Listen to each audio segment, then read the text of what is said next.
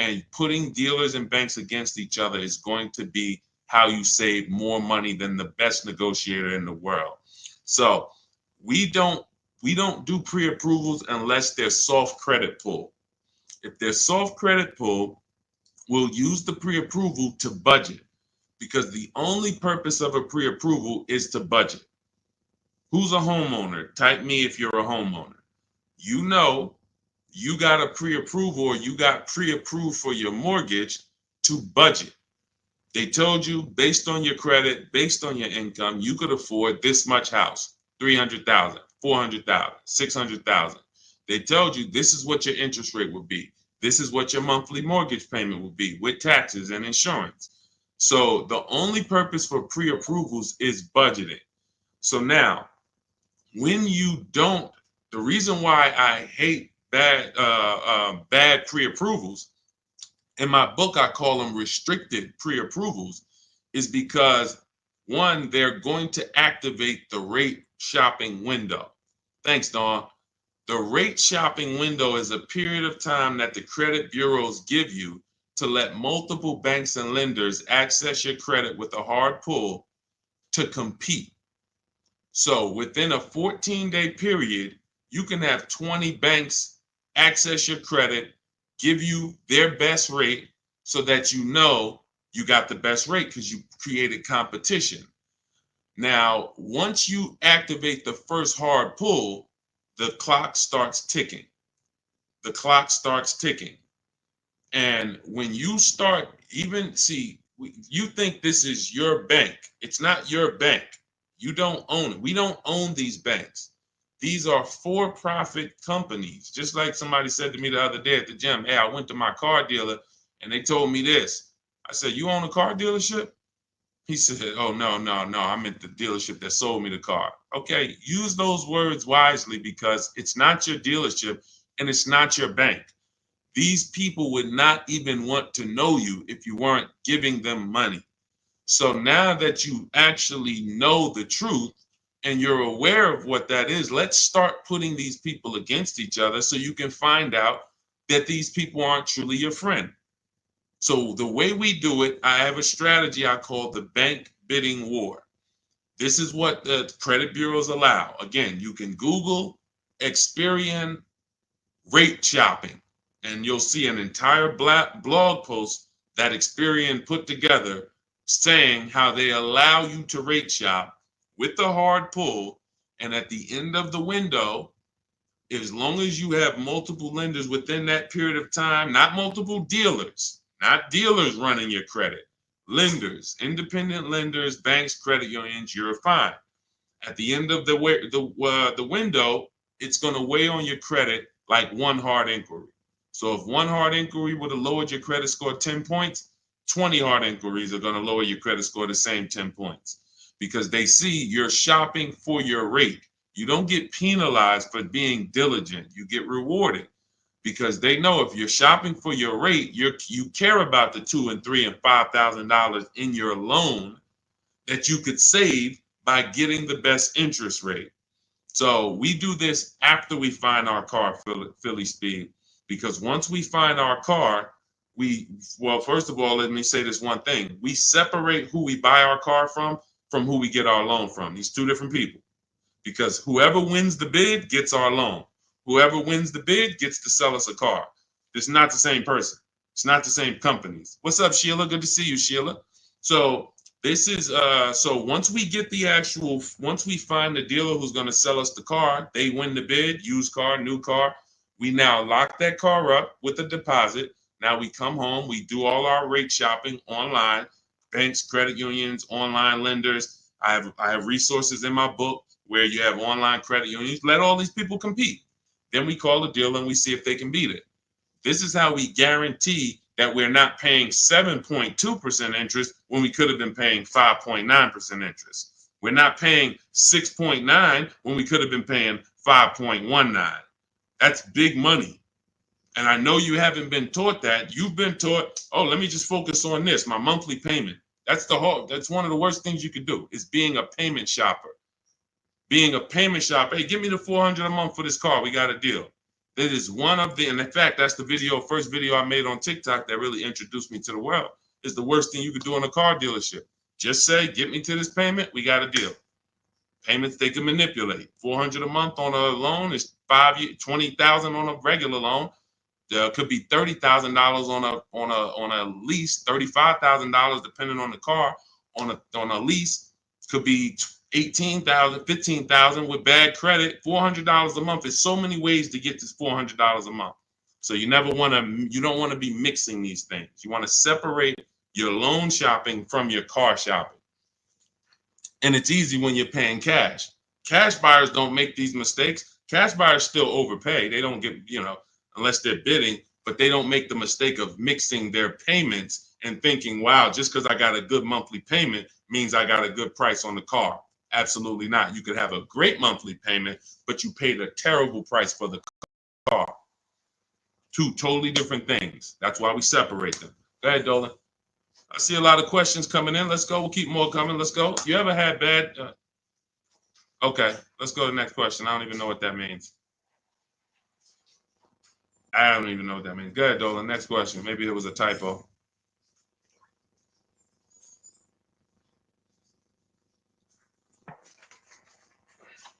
Can you please let us know if there's any limits for gap insurance if I'm upside down?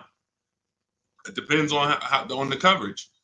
You need to find out the coverage. There are gap insurance policies that I've heard of that didn't cover the entire shortfall. So, for example, if your vehicle is worth $25,000, but you owe $30,000, you're upside down. If your vehicle gets stolen and not found or totaled, you're going to owe money. And I've seen this happen so many times throughout the years because people didn't get gap insurance. They'll literally total their car.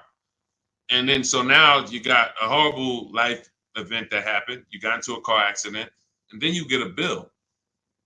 You get a bill, and people are like, wow, where did I get this bill from? And it's like, your car was only worth 25, but your loan was 30. So if you're driving around in a car that does not have, that's not worth what you owe, but you don't have gap insurance, you're exposed. Something happens to that car, not only are you going to lose the car, you got a bill coming to you. So what I always say is you got to know when you're upside down. You got to know when to get gap insurance. And you also have to know you don't have to buy it from the dealership. You can call your insurance company, see if they sell it. You can Google insurance companies that sell gap. Usually you can find it for a cheaper price than what the dealership is going to charge.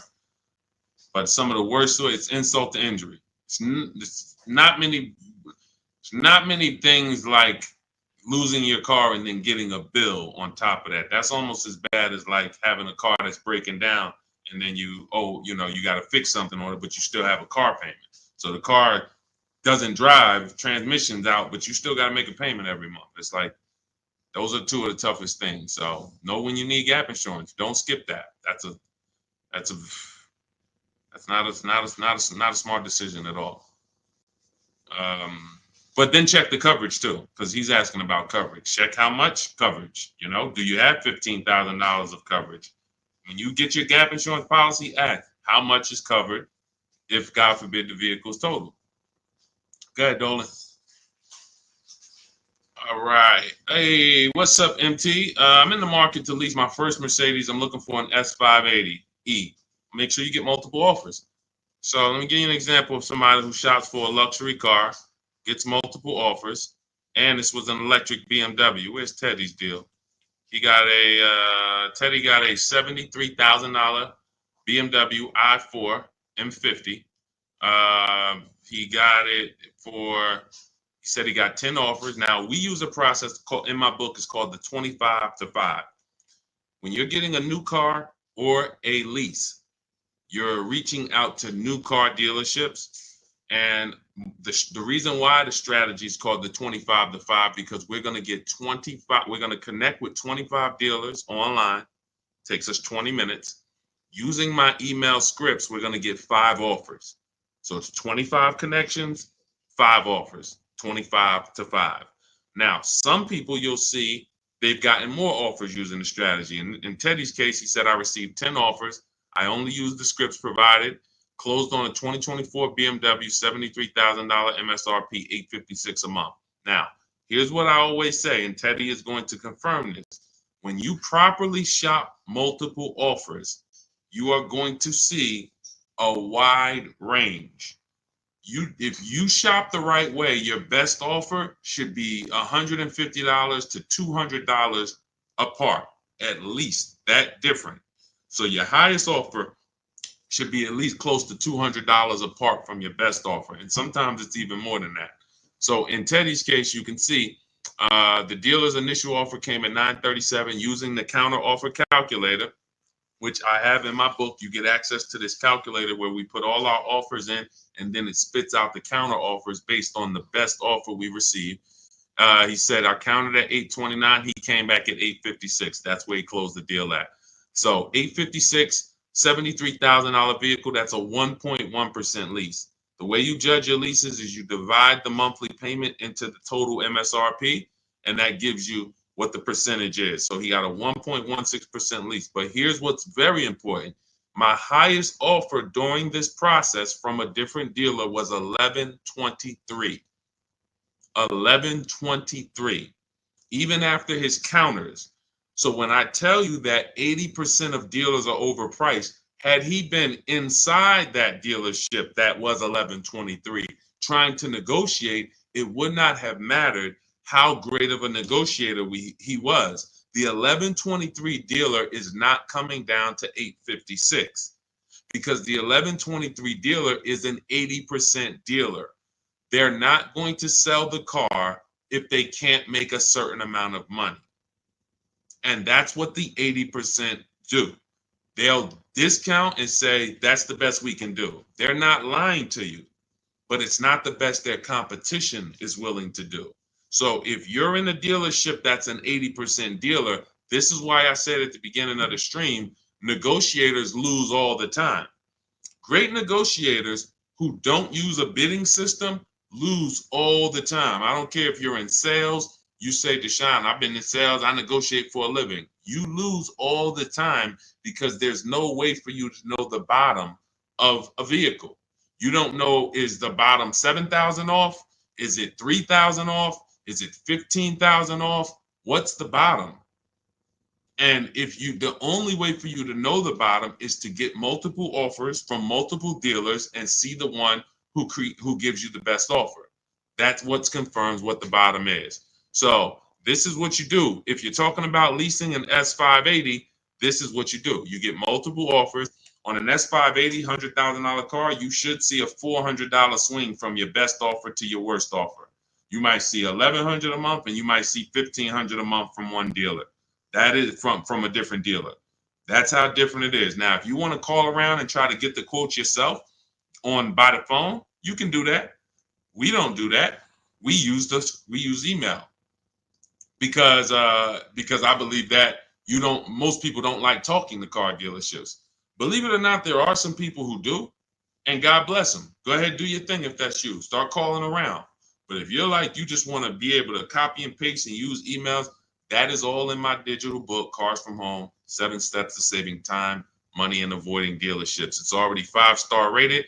Thank you to everybody who's taken the time to write a review about the book. This is one that we got the other day. Marguerite, I started pulling these up. This book is a must if you're thinking of getting a new or used car. So much has changed in the process since I bought my car 40 years ago. Think of it as a workbook. Even though you finish the book, you'll refer back to it several times. This is another one that I snatched. Deshone Auto book, Leave Nothing to Chance, from A to Z. He covers every aspect of car research, acquisition. I use the step-by-step approach from securing financing first to better understanding what I could realistically afford. Researched several vehicles, which led to the certified pre-owned. I reviewed my car specs, model years. See, what he's doing is he's walking you through the process I walked him through. That's what it is. It's a process. So when you get Cars from Home, my digital book, you now have a process for getting below market leases, process for getting below market car deals, a process for selling your lease instead of returning it to dealers and they go and sell your lease and make $2,000, $3,000, $4,000 and you didn't even know you could sell leases. You sitting here like, man, I didn't even know you could sell a lease. How much has that cost you? Let me ask you a question. You're like, Deshone, I didn't even know you could sell a lease. how much has just that alone cost you? If you don't know you could do it, you certainly don't know how to do it. There's still some, you listen, honestly, you might have been taught you can't even sell your car without the title. Who was taught that? I got to have my title before I could sell it. And I know this is true because when I was at the Mercedes dealer, people would walk in and the guy would be like, Deshone, is that the new one? I said, yeah, that's the new, the 20, whatever. I said, all right, as soon as I make my last payment, coming back to see you for that. I know. Most of the people are not going to admit it, but they didn't know. They don't know this stuff. So the reason why we have to get, I'm talking to you who are honest, who are willing to be honest and willing to take the bad news, because that's how we change. You cannot, if you won't admit that you didn't even know how to sell a lease, then how are you going to get to the point where you can sell leases and make $2,000, $3,000, $4,000? See, I always meet people with bad news because I care about your car deal. I'm not the person who meets you and says, hey, Milton, you're doing a great job. Brandon, Rindy, you guys are just doing a great job buying these cars. Look at your deals. Wow, you're getting 1% leases. Wow, look at all these offers. You're getting $5,000, $10,000, $15,000 off on all of these offers. Great job. Oh, man, look at your pre-owned car. You got a huge discount. Originally, this car was $50,000 and you got it with good mileage for $26,000. Wow, you got a great discount on this pre-owned car. That's not how I'm meeting you. That's not how I'm meeting you. I'm meeting you. You don't even know that you should be getting the new price of a used car. You're looking at a used car. Duh, I'm looking at a 3-year-old car. Deshone, how do I know if this is a good deal? Well, we need the brand new price. What was that car brand new? Was it 50? Hey, when I was looking at my Infinity truck, I was buying an Infinity truck 2 years ago. I was looking at 4 white ones. 4 white ones. They were between $30,000 and $32,000. Now, most people would have just said, oh, well, let me pick the best one. Close my eyes, did a roulette, and they would have got in trouble. Why? Because I know, which is what I teach you in my book and what I teach in these streams, you have to get the new price. So now I get the new price, and I find out one of the vehicles brand new was 46, one was 48, one was 52, and one was 54. Brand new. So all of those cars, when they were 30 to 32, they look similar. Oh, they look so close in price.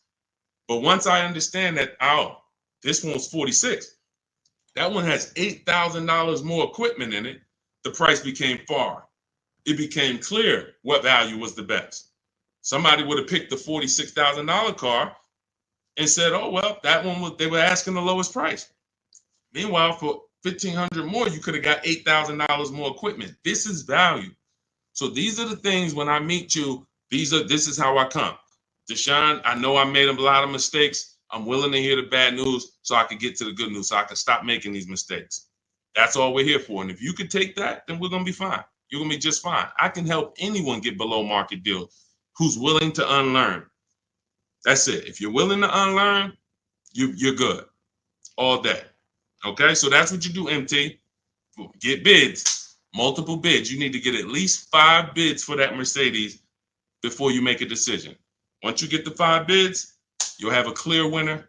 That's who you do business with. Go ahead, Dolan. And matter of fact, let me show this Mercedes discount too. Just so you know, MT, we just had somebody who got a Mercedes. And just so you know how much money is in there, you got to zoom in on this. But this was a $79,000 Mercedes electric one, just like the one you're talking about getting, except this is an EQE. And Milligan got $27,000 off. That's 20. Let me put that back on the screen. If you're on Instagram, if you're on YouTube, you can see this. $27,000 off. So I don't want you going in there thinking that, hey, if I could get $5,000 off, that sounds like a deal to me. Well, unless you get multiple offers, or you could leave a lot of money on the table, you'll end up overpaying by like $15,000, $20,000 and never know it. Go ahead, Dolan, shoot that next one up. All right, welcome to the new people who just jumped on. This is Car Shopping Questions and Answers. We're doing rapid fire Q&A. Any car question, throw it up, type it up. Dolan will pull it into the screen. And shout out to the people who have liked the broadcast. hit that like button. It means a lot. You make sure you run once you do that, you let the algorithm know we're talking big money over here. All right, ID Corals, what's the most discount seeing on a RAV4 premium? You're feeling for the bottom. That's a losing strategy. So when I look at a vehicle like Tiffany's vehicle, Tiffany, look, she gets a Mazda 2024 CX-90. Her best offer from all of her bids was $6,530 off. At the time last year, Eddie got a Toyota 2023 hybrid Camry. Those were hot. His best offer at the time was $2,086 under MSRP. That was a time when people were still charging over MSRP for some of these hybrids and some of these Camrys. So you don't know what your offer is going to be. I wish I could tell you that, hey, a Jeep Grand Cherokee, if you get $7,000 off, that's the bottom. A BMW X5, if you get $6,000 off, that's the bottom. No one knows. And frankly, there's never going to be a way to know. The only way that you possibly could know is if you're in our network and you see people who make a deal. To give you an example, if I see Ansley picks up his QX, his Infiniti QX 60. I see Ansley, let's see, he picks up his Infiniti QX60, $58,000 vehicle. He gets it for $554, no money down. He leased it. $554, no money down on his lease. That's a under 1% lease. If you're not aware of how leases are judged, savvy people all know about the 1% rule. So if your lease payment is 1% or less than the MSRP, you stole a vehicle. So this is a 1% lease, no money down. That's the only way we can judge a 1% lease, not with money down. So when I look at the discount on this, he probably got $7,000-8,000 off that Infiniti. He might have got you can't get that type of payment without getting huge amounts off and huge rebates. But he did not know that he was going to get that type of payment on his Infiniti. He did not know that he was going to get that type of payment.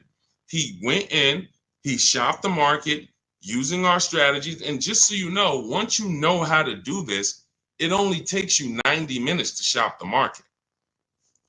When you see these people, look at Ansley's last sentence. Started the process Saturday, accepted a deal Monday. This doesn't take you, I'm not ever going to spend more than 2 hours car shopping to get a deal. Never.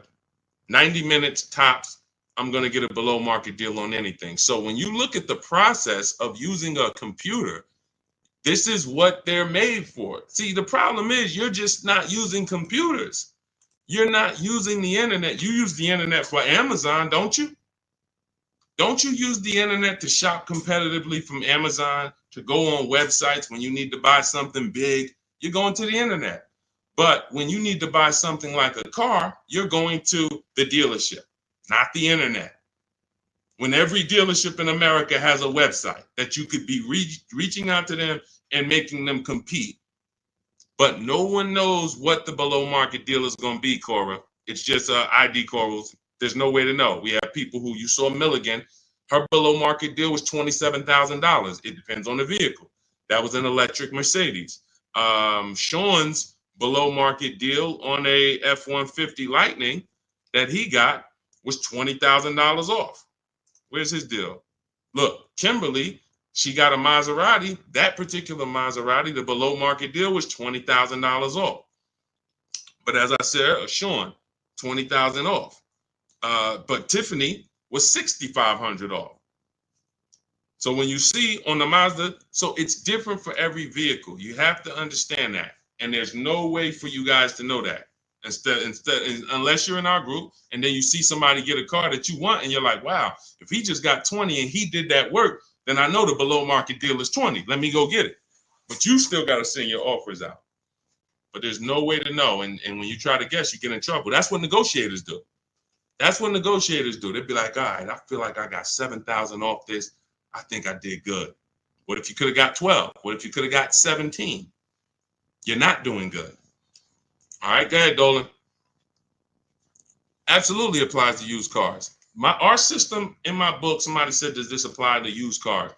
Our system in my book is below market used cars, below market leases, and below market new car purchases. We also have the bank bidding war where we make banks and credit unions bid for our business instead of going and begging one bank to give us a loan. So we also sell leases and sell. So we run pretty much an organized bidding system for car buying and leasing. That's what we do. In a nutshell, what separates Cars from Home from any other channel? What separates my teachings from anyone else? We have an organized system for making people bid for our business. We send them through a round robin. That's how we have grandmothers who save more money than the best negotiator. It's just that simple. Rosalie. Rosalie's deal is insane. Look at Rosalie. And I wish some of you, I know some of you have these cars. That's the reason I show all of these different cars, because you might have these cars and you didn't get these prices. So that should be a wake-up call when I show all these cars, Jeep Grand Cherokees, QX50s, Mazda CX90s. Some of you have these vehicles. And you can look at your deal, look at your paperwork, look at your selling price. Look, do you see any rebates included? Look at your price and be like, you'll see, man, I didn't get these prices. She got a 2024 Infiniti QX60, $59,000 vehicle. Look, her payment is $592 a month. It's a $59,000 vehicle. Some of you lease this vehicle, you put down $5,000 and your payment's $500 a month. She put down nothing. So this is below market. I told you at the beginning of the stream, it's 3 prices that you can pay for any car. 3 prices. Market value, that's what negotiators pay. Above market value, that's people with no strategy pay. Can't negotiate, no strategy. Please, just get it over with. Tell me what it costs. They're paying above market value. And then below market value. Below market value is reserved for the people who know how to make people bid and compete for their business. Okay. All right, go ahead. Every time you get a hard pull on your credit, it brings down your credit score. That's why you want to mix them with, you want to have, all right. So first of all, you want to understand that this is called the bank bidding war. And this is an organized process that we created based on what the credit bureaus allow. The credit bureaus allow you to have multiple banks and lenders access your credit within a certain period of time, and it will show as one hard inquiry on your score. You'll see the inquiries, but the score, where one inquiry might drop your score 10 points, you could have 20 inquiries, but it's still going to be the same 10 points. And you can Google very simply, go to Google, type in Experian, which is a credit bureau, rate shopping. And you'll see the article that Experian themselves wrote telling you how you can rate shop. Banks don't want you to know this. Dealerships don't want you to know this, but we do this. So this isn't something that's new to us. It may be brand new to you, but think about that. If you are letting a lender lock you in to one offer, that means you're not shopping your interest rate. If you're going to Navy Federal because you're so gung-ho and super chummy with Navy Federal, but you're not letting anyone else compete against them, then you're not getting the best interest rate you could be getting. You certainly don't know it. You think because, oh, Navy Federal, they're my credit union, they would never charge me a higher interest rate than someone else would. Who said that? Their goal is to make money. So we use a strategy that is allowed by the banks, by the credit union, by the credit bureaus, and most people don't know about it. That's fine. Most people don't know anything about what I'm talking about. So everything that we're talking about here, most people don't know about selling leases. Most people don't know about getting bids for their cars instead of trading. Most people don't know about sitting online and contacting 20 dealers to get a lease quote using online scripts, emailing only to get 5 offers. Most people don't know about anything we're talking about. Leasing, and how leasing saves you way more money than buying unless you keep your cars 8 years. If you keep your cars 8 years, then leasing doesn't save you more than buying. But if you don't keep your cars 8 years, leasing, getting below market lease deals like some of the ones you see that I've shown you saves you way more, thousands more than buying. Most people don't know any of this. So it's not about that. It's about, will you know it, Dawn? I don't care about what most people know. I care about the people who are like, look, I want to know this. I want to know how to make sure I shop for my interest rate and don't let the dealer shop for it for me, or don't just let one bank give me their offer. No, it's too much money. You know the difference between, and I want to pull this up, the difference in interest between a on a $40,000 loan, 40K loan, what's the difference in interest from, let's say, 5.9 to 7.9%? Because we're so busy talking about the money on the car, but we totally overlook the money in the loan. And we don't. So when in my process, those of you who have my book, you know the bank bidding war. You know we're taking shopping at home for our loan just as serious as we're taking getting the best price for our car. So look, on a loan period, 5-year loan, interest paid on a 5.9%, 5.9%, hold on, interest paid at 5.9 is 15.8, difference is 4,000, positive comparison, and interest cost $40,000 loan over 3 years and 5 years.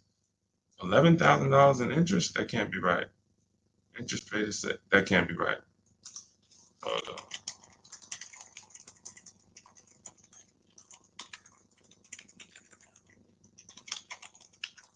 $7.9%. How much interest is paid on a 5-year loan? 7.9%. Could be over $15,000. That's impossible. 7.9 is, that's impossible. Hold on. Now I got to figure this out. I know it's a big difference. I know it's thousands different, but on a $40,000 loan, hold on. Wow.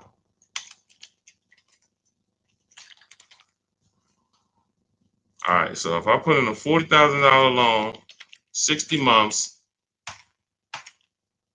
7.9% interest, 0 down payment. Forget about sales tax. Let's see, calculate. All right. Principal, interest. Why is it not giving me? Here we go. Total loan interest is $8,500. Okay, that sounds more right. Okay, so on a $40,000 loan at 7.9, interest is $8,500. Now at 5.9, interest is $6,200. $6,200 versus $8,500. That is $2,300. $2,300 from 7.9 to 5.9. So when Navy Federal gives you a 7.9% rate and you're just like, oh, well, I guess I'll just take it. That's my credit union. And you're not shopping them. You're giving them money without even trying.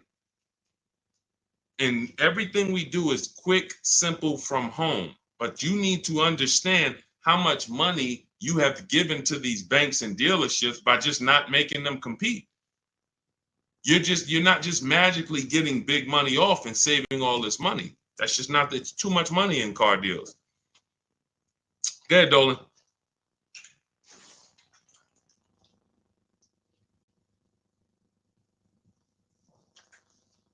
See, I see a lot in a lot of these questions. What I'm seeing is people trying to feel for the bottom. You don't want to use competitive strategies. You're not going to get there that way. Michelle, what's a good APR on a 2014 car? First of all, a 10-year-old car, you shouldn't have a loan. In my book, I teach something called the rule of 72 and the 10th birthday. 72 months is the longest loan you want to take on a car. Anything longer than that is like a 50-year mortgage. If you got to take a 50-year mortgage to afford a house, you can't afford the house. So why is the 10th birthday there? Well, that's because we should have the car paid off by the 10th birthday. In true affordability, you can do this. If you can truly afford a car, you can do this. You can get a car on a 6-year loan that has a payment that you can pay off by the time the car turns 10. You know who can do this? People who are buying cars they can't afford. People who want to get the Dodge Hellcat or the Dodge Demon and they can't afford the $70,000. So they're going to get one that's a 2017 with 90,000 miles on it, and they're going to pay 15 for it, 15,000. But the car is crap. Car's crap, 18,000, 20,000, but it's crap. Cars hasn't been taken care of, and they're going to take out a 6-year loan on it. So they're going to take out a 6-year loan on a car that is already old with high mileage. I've seen this. I call this the repo recipe. Some of you may have seen the video that I made on the repo recipe. The repo recipe created the rule of 72 on the 10th birthday, where I started looking and saying, by far, the amount of people I see losing cars to repossessions are people with loans on older cars. They own loans on older cars that instead of getting a nice, smaller, maybe less socially impressive used car, they want to get something that looks better, has more amenities to them, as more in a class of luxury. All right, Deshone, I could get this 2015 BMW. It's it has 90,000 miles on it. They only asking 14 grand. It's a horrible decision unless you can pay cash. Because all you're doing is investing in a car for 5-6 years with payments that is already due for repairs. At 10 years old, the car you're asking about, Michelle, is already due for repairs. This is the age of the car. This is the age of the life cycle of the car where repairs should be normal. 10 years old, the car should be paid off. And every 2 years, you go to your mechanic. Hey, what does it need? They say, okay, hey, you got to put 1,000 into it. You got to put 800 into it. No problem. Here you go. Let me keep my car running. That's the age of repairs.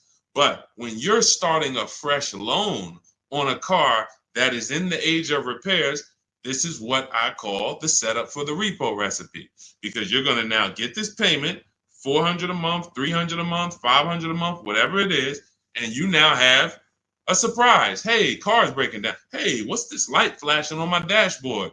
Hey, what's this going on? What's this sound I'm hearing in the back?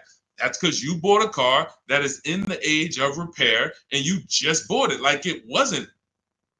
See, if you drop cash on it, 15 grand, I don't got no problem with that. Because now you're going to say, all right, Deshone, I bought an older car, paid it off, but I'm going to put some money to the side just in case things go wrong. Perfect. But when you're making your car payment and you're paying your insurance and you're putting gas in the car and you have to do an oil change and then something breaks and it costs you $2,000, you're gonna see the repo recipe. Because you're gonna be like, wow, and God forbid something major happens, like the transmission goes, or a head gasket goes, or the engine goes. Oh, forget it. Now you're sitting there with a $400 payment on a 10-year-old car that literally you still owe $16,000 on, and it doesn't even drive. You need an engine. Happens all the time. I've been seeing it happen since 2006 when I got in the car business. And what's the reason? Older cars, long loans. Let's get these older cars instead of being frugal and saying, all right, I could afford $300 a month. Let me go get an inexpensive, smaller used car that I can get something that's 5 or 6 years old where it'll take care of me. It's not going to have all the bells and whistles because I don't have the budget for that, but it is going to be dependable. It is going to get me from point A to point B. It will allow me, it won't surprise me. I'm not going to come out one day to go to work and the car is broken down on me. Now I'm calling out of work and I got to call a tow truck and all of this stuff you're going to have with this 2014. So these are the things that I speak to my family about, to my friends when I was in the car business, these are the things that I would speak to people about, Michelle. A loan on a 2014 is a horrible idea. I can't even tell you what a good APR would be, but if you had said what's a good APR on a 2020, I can tell you we need to bid that out. We don't know what a good APR is. Is it 5? Is it 4.9? Do they have a special interest rate, 1.9? What's the best we're going to get? We're going to put it through a bank bidding war process, and we'll see. That's it. But a 2014, that's just too old of a car to have a loan on. Go ahead, Dolan. Everything I'm teaching is inside my new digital book. If you want the entire blueprint of everything that people like Pierre have used, people like Zafrina have used to get these below market deals, Teddy, people like Jared, look, Greg, some of you know Greg, he got his EV6 Kia, $56,000 vehicle, $527 a month. Everything that these guys have used and girls have used to get these below market deals is in my new digital book. And you can have it for 75% off. That's my welcome offer, but it's only for 30 minutes. After 30 minutes, it goes back up to $97. So if you want yours for $24, head to my TikTok bio now or my Instagram bio, click the website link there, and then click the button that says 75% off new book. Get there before the timer so you can get your $24 book instead of a $97 book, even though it's worth it at $97. And if you're on YouTube, I have a comment for you, a link for you in the chat, and then I have a link for you guys on Facebook. But that's for those who want the blueprint. It'll be there. And make sure when you get your book, you screenshot the thank you page because it has my support team's email on there, just in case you type your email wrong. Want to make sure you can reach out to support to get your book. Go ahead, Dolan. Does your book go into detail about cash purchases? Cash is simple. It's just simple. You're using one step of the bidding process. If you don't have a car to replace, then you're using one step. If you have a car to replace, then you still be doing the equity assessment to sell your old car.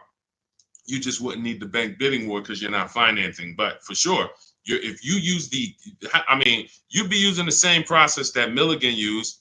Milligan used to save $27,000 off her car. Pierre, he got his pre-owned Mazda. He got 20% off certified pre-owned CX5. Used the perfect budget calculator. Spotted this best deal of similar listings, and then he knows how to get the original price to make sure that he got the biggest discount from the new version. Somebody like Vincent. Vincent gets a Lincoln. He wanted to get what I like about Vincent is he got more discount than he went in to get. I can't even see all of these people. Here we go. Vincent, he said, I bought a 3-year-old Lincoln Corsair, under 45,000 miles. He targeted to get 30 to 35% off original MSRP using the multiple marketplace strategy in my book. He got a 43% off MSRP, original MSRP. See, that original MSRP, that's different language. That's language that you should be using when you buy a pre-owned car. There's no pre-owned car that you should be buying from this day forward, and the original MSRP is not in your language. It just makes no sense. How do you know what the price is if the price you're paying is good or not? What are you basing it off of? Market value? What the other ones are listed at all? That doesn't matter. What matters is how much was that car originally? 60,000? Okay, now they're offering it for 30. It's 50% off. How much was this car originally? 52? Now they're offering it for 30. Okay, what's the better discount? That's what matters with a used car when it comes to getting the best price. Now, that has nothing to do with getting a quality car. We have different steps we take to get a quality car. You have to check the Carfax. You have to look at the title. We don't want salvage title. We don't want frame damage. We don't want rebuilt titles. We don't want rentals. So you're checking the title. We're looking at accident history. We're looking at service records. We're checking to make sure that there's no bad data on that vehicle. It doesn't have electric problems, doesn't have software problems. We do all of this in literally 15 minutes. That's our steps for making sure we don't get a bad used car. But when it comes to pricing, you must know the original MSRP, or you can't. Nothing else matters when it comes to used car pricing. So that's all in my new book. Grab your copy. You'll have the entire blueprint for how we do this. Go ahead, Dolan.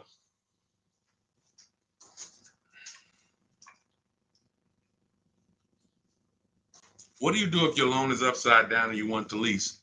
Transfer it over. In my book, we have two ways to get out of a negative equity. There's three options with negative equity. Two lead to a car, one does not. So just so you understand the severity of negative equity I call the bad credit for people with good credit. Because when I was at the dealership, people walk into Mercedes, and if they left with they could have an 800 score. If they had too much negative equity, they were not leaving with the car.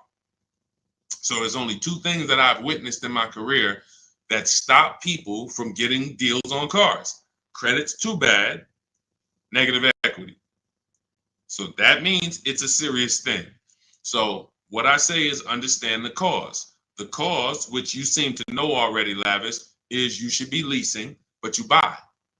That's why Lavis is asking about going from a negative equity deal to a lease, because the taking out 5-year, 6-year loans is what you do. Then you go and you replace those cars in 2 or 3 or 4 years. You have negative equity.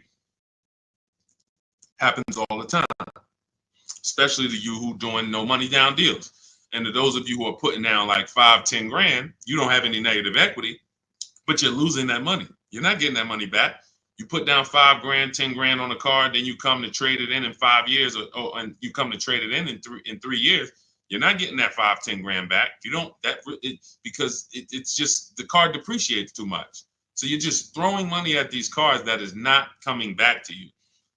When you are going for a lease, now we have 2 ways that you're going to transfer to a lease from a negative equity deal. We're going to do our equity assessment. You're going to go to CarMax, go on these websites, CarMax, Driveway, Carvana, KBB, Instant Cash Offer, Car Gurus, and AutoNation. Sell my car. 6 offers. So they're going to give you 6 offers on your current car. Now, that is going to be the smallest amount of negative equity that you're going to have, because that's the best offers you're going to get. These are companies that fight every day to buy cars. That's what they do. So they're not lowballing. They're not saying, hey, we'll throw out one number here and then we'll negotiate. Hey, Charlene, good to see you. Good to see you, Michael Singleton. They're not doing that. They're coming in and saying, all right, we're going to put our best offer online. And then when we inspect the car, if there was something that you didn't tell us about the car, if there was something that you left out, we're going to need to deduct that when we inspect it. So they're putting their best offers online right there. And so that means that's going to be your lowest amount of negative equity, because you're getting the most for your car if you sell to one of them. So let's say your highest offer comes from a Car Guru's dealer who wants to buy your car for $19,000. Let's say you owe 21. You owe 21. They want to buy it for 19. Hey, Steve Long, what's going on? Good to see you. What should you do? You should pay the difference, because when you pay the difference, you're closing the deal with the least amount of negative equity. That's what you want. You're closing the deal with the least amount of negative equity. And so when you go buy your car, your next car, or lease your next car, rather, in your case, negative equity has nothing to do with the deal. So that's what you would prefer to do. Pay the difference and then go out and get bids for your lease and then do a clean deal. But now let's say, they offer you 19 and you owe 29. So you are now $10,000 upside down. You can't pay the difference. I don't have 10 grand to pay the difference. Okay. Now what you have to do is you have to transfer that negative equity to your next deal, which means you have to trade your car in. And we don't trade. We don't like trading because you can't get bids. What's up, Dion? Good to see you. You can't get bids. The reason why when y'all hear me say trading is a curse word is because you don't get the money your car is worth trading it. You don't get the money anything is worth trading it. So now you've bought this car, you found this deal, but now you have to go to the dealer and say, all right, I need you to take a look at my car. Now, what happens if Carvana offered you 19, but this dealer can only pay 17? It's just all they can pay. They can't match that offer. So you're going to have more negative equity in most cases when you have to do this. So, but that's okay. If you can't pay the difference, this is your only option. Now, it's very important for those of you who are trying to do negative equity trades and then go into a lease that you understand loan to value ratios, because that's what's stopping you from getting your deals. When you go to buy a car, the bank usually gives you 20% above the value of the car. That's the max the bank is going to really give a person with good credit. Sometimes a little more, but we'll use that just, I mean, it could go to 25%. Ridiculous banks will go to 30%, but 20% is really benchmark. So if the car you're buying is 40, the bank is going to lend you max 48,000. That's 20%. So no dealer, no bank, I mean, what's up, Benito? Nobody can get $50,000 approved on that $40,000 car. So when you buy your car, you're trying to buy the car, put the taxes in, put the fees in, and then throw the negative equity in. So the car was 40. Next thing you know, you're at 52, and you want to do a no money down deal. And you're wondering why you can't do a no money down deal, because the bank is saying we're not going to lend 52 on a $40,000 car. That's when they come to you and they'll say, hey, you got to put money down. Can you come up with $5,000? Because we can't get the bank to approve it. It's loan to value. Now, also, what you need to keep in mind is when you can get big discounts off the vehicles, you can actually bring over more negative equity. When you look at Sean saved 20 grand off his vehicle. If he had to throw $7,000 negative equity on there, he could do it. If you had to throw it, honestly, he got a $20,000 discount. If he had to throw 20 grand of negative equity on here, he could do it. Payment's going to be high, but he could do it. It wouldn't affect the loan to value ratios because he got a huge discount off the vehicle. We talked about Tiffany. She got $6,500 off of her vehicle, her Mazda CX-90. If she wanted to slap $7,000 of negative equity on top of this deal, she could do it because she got a big discount. And the bank says, well, we're basing the loan off 44, not the fact you bought it for 36, 38. You got a big discount, but that we don't care about that. We're looking at 44 and we'll lend up to 51 or whatever. So if she gets $7,000 off and she wants to throw $7,000 negative equity, the bank's going to say, that's fine, no problem. So it has a lot, it has a lot to do with how much negative equity you have, and also what is the vehicle you're getting and how much discount did you get off that vehicle. That's what matters. So make sure you understand what's causing negative equity, which is for you. So because like I said, Lavish seems to understand she's going into a lease, but the cause for negative equity is buying cars when you should be leasing. Very simple. Yeah, Bella, that's a $7,500 rebate, and that's not the only thing you should be thinking about. Like you want to look at what discount can you get in addition to the $7,500 rebate. That's how we have people that are saving, $15,000, $10,000, $20,000. They're getting the rebates for the electric vehicles, but they're also getting huge discounts from the dealers that are winning the bid. Go ahead, Dolan, shoot the next one out. Okay, all of this is in my new digital book. It's called Cars from Home, 7 Steps to Saving Time, Money, and Avoiding Dealerships. This is the blueprint. This is 14 years of car business experience with Mercedes, with General Motors, and running my own brokerage and teaching thousands of people online how to get these below market deals and using a system. We don't wing it. It's not an accident. It's not like, oh, I hope this works. This is a particular set of things you do online to make dealers and banks bid, and success is guaranteed. If you trust my process and forget about your old way of no process, you will be fine. The success is guaranteed. So as part of my welcome offer, you can get the book for 75% off. It's normally $97 because it's worth every penny. I didn't want to price the book like it was a regular book because it's not. So it's normally $97, but for 30 minutes, you can get your copy for 75% off as long as you get to my TikTok bio, click the picture of me before 30 minutes is up. The welcome offer is only 30 minutes. then the price goes back up to $97. So you can go to my TikTok bio, go to my Instagram bio, click the website. You can go to the comment section on YouTube or the comment section on Facebook. Click the link and get your 75% off. But make sure when you get your book, you screenshot the thank you page, because it has the link right there to open the book. And then I also email you a copy, but sometimes you'll type your email in incorrectly and we can't email it. So you need you'll have my support team's email just in case. Is Capital One a good option to finance a car? We get bids. We spent a lot of time. You must have just jumped on, Jen. We get bids.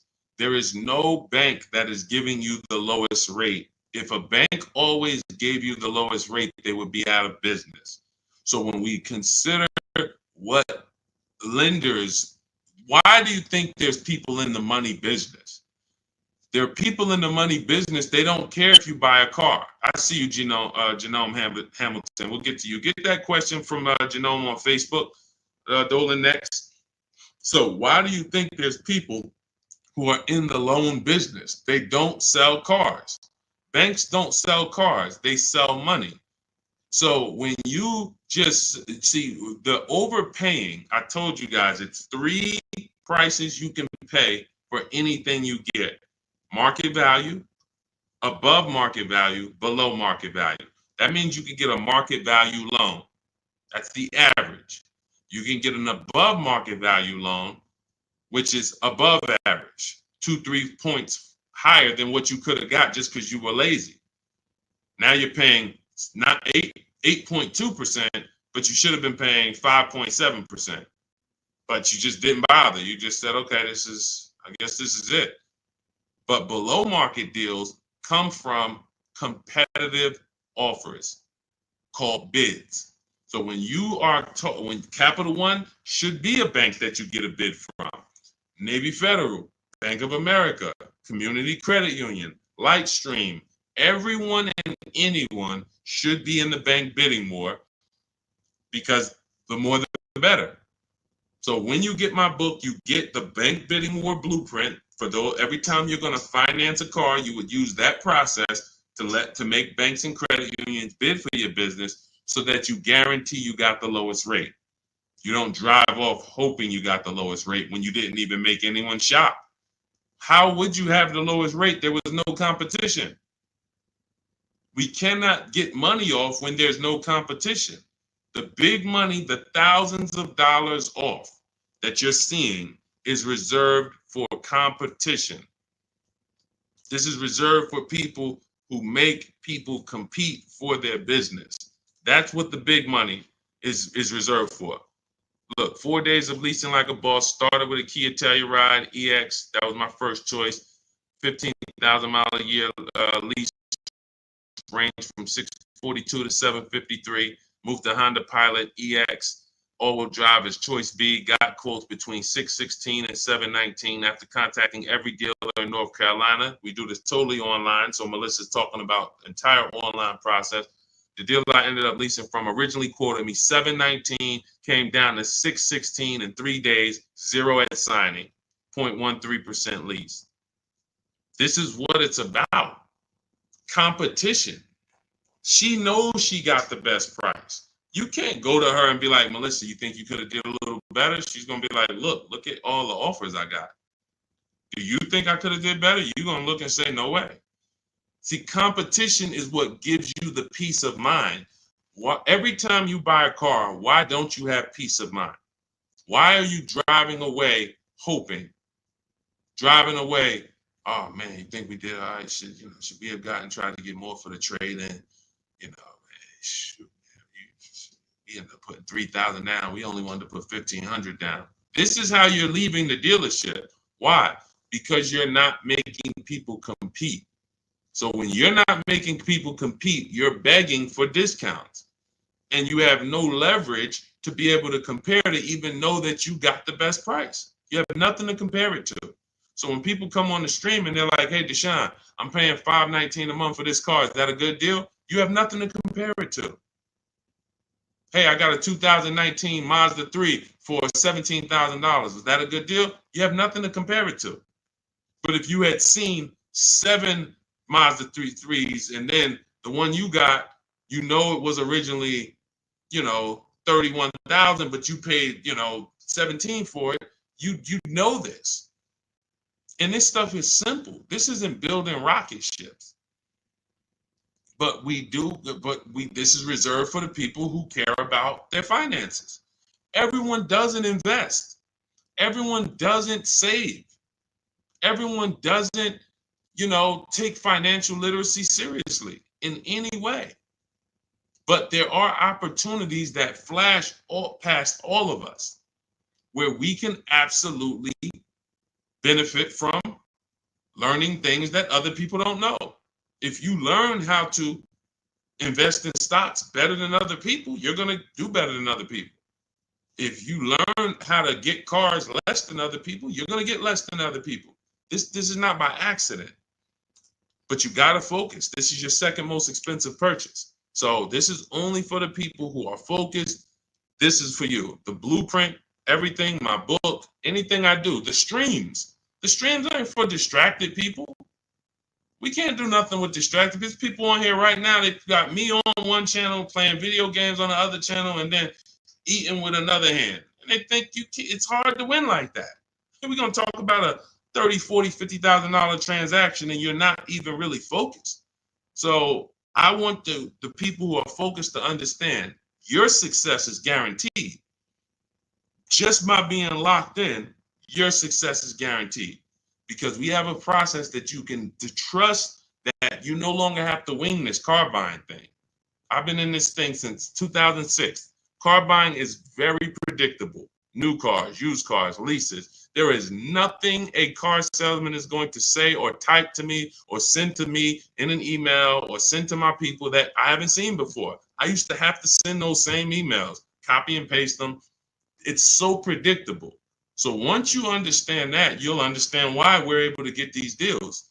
All we're doing is putting people against each other. Simplest terms.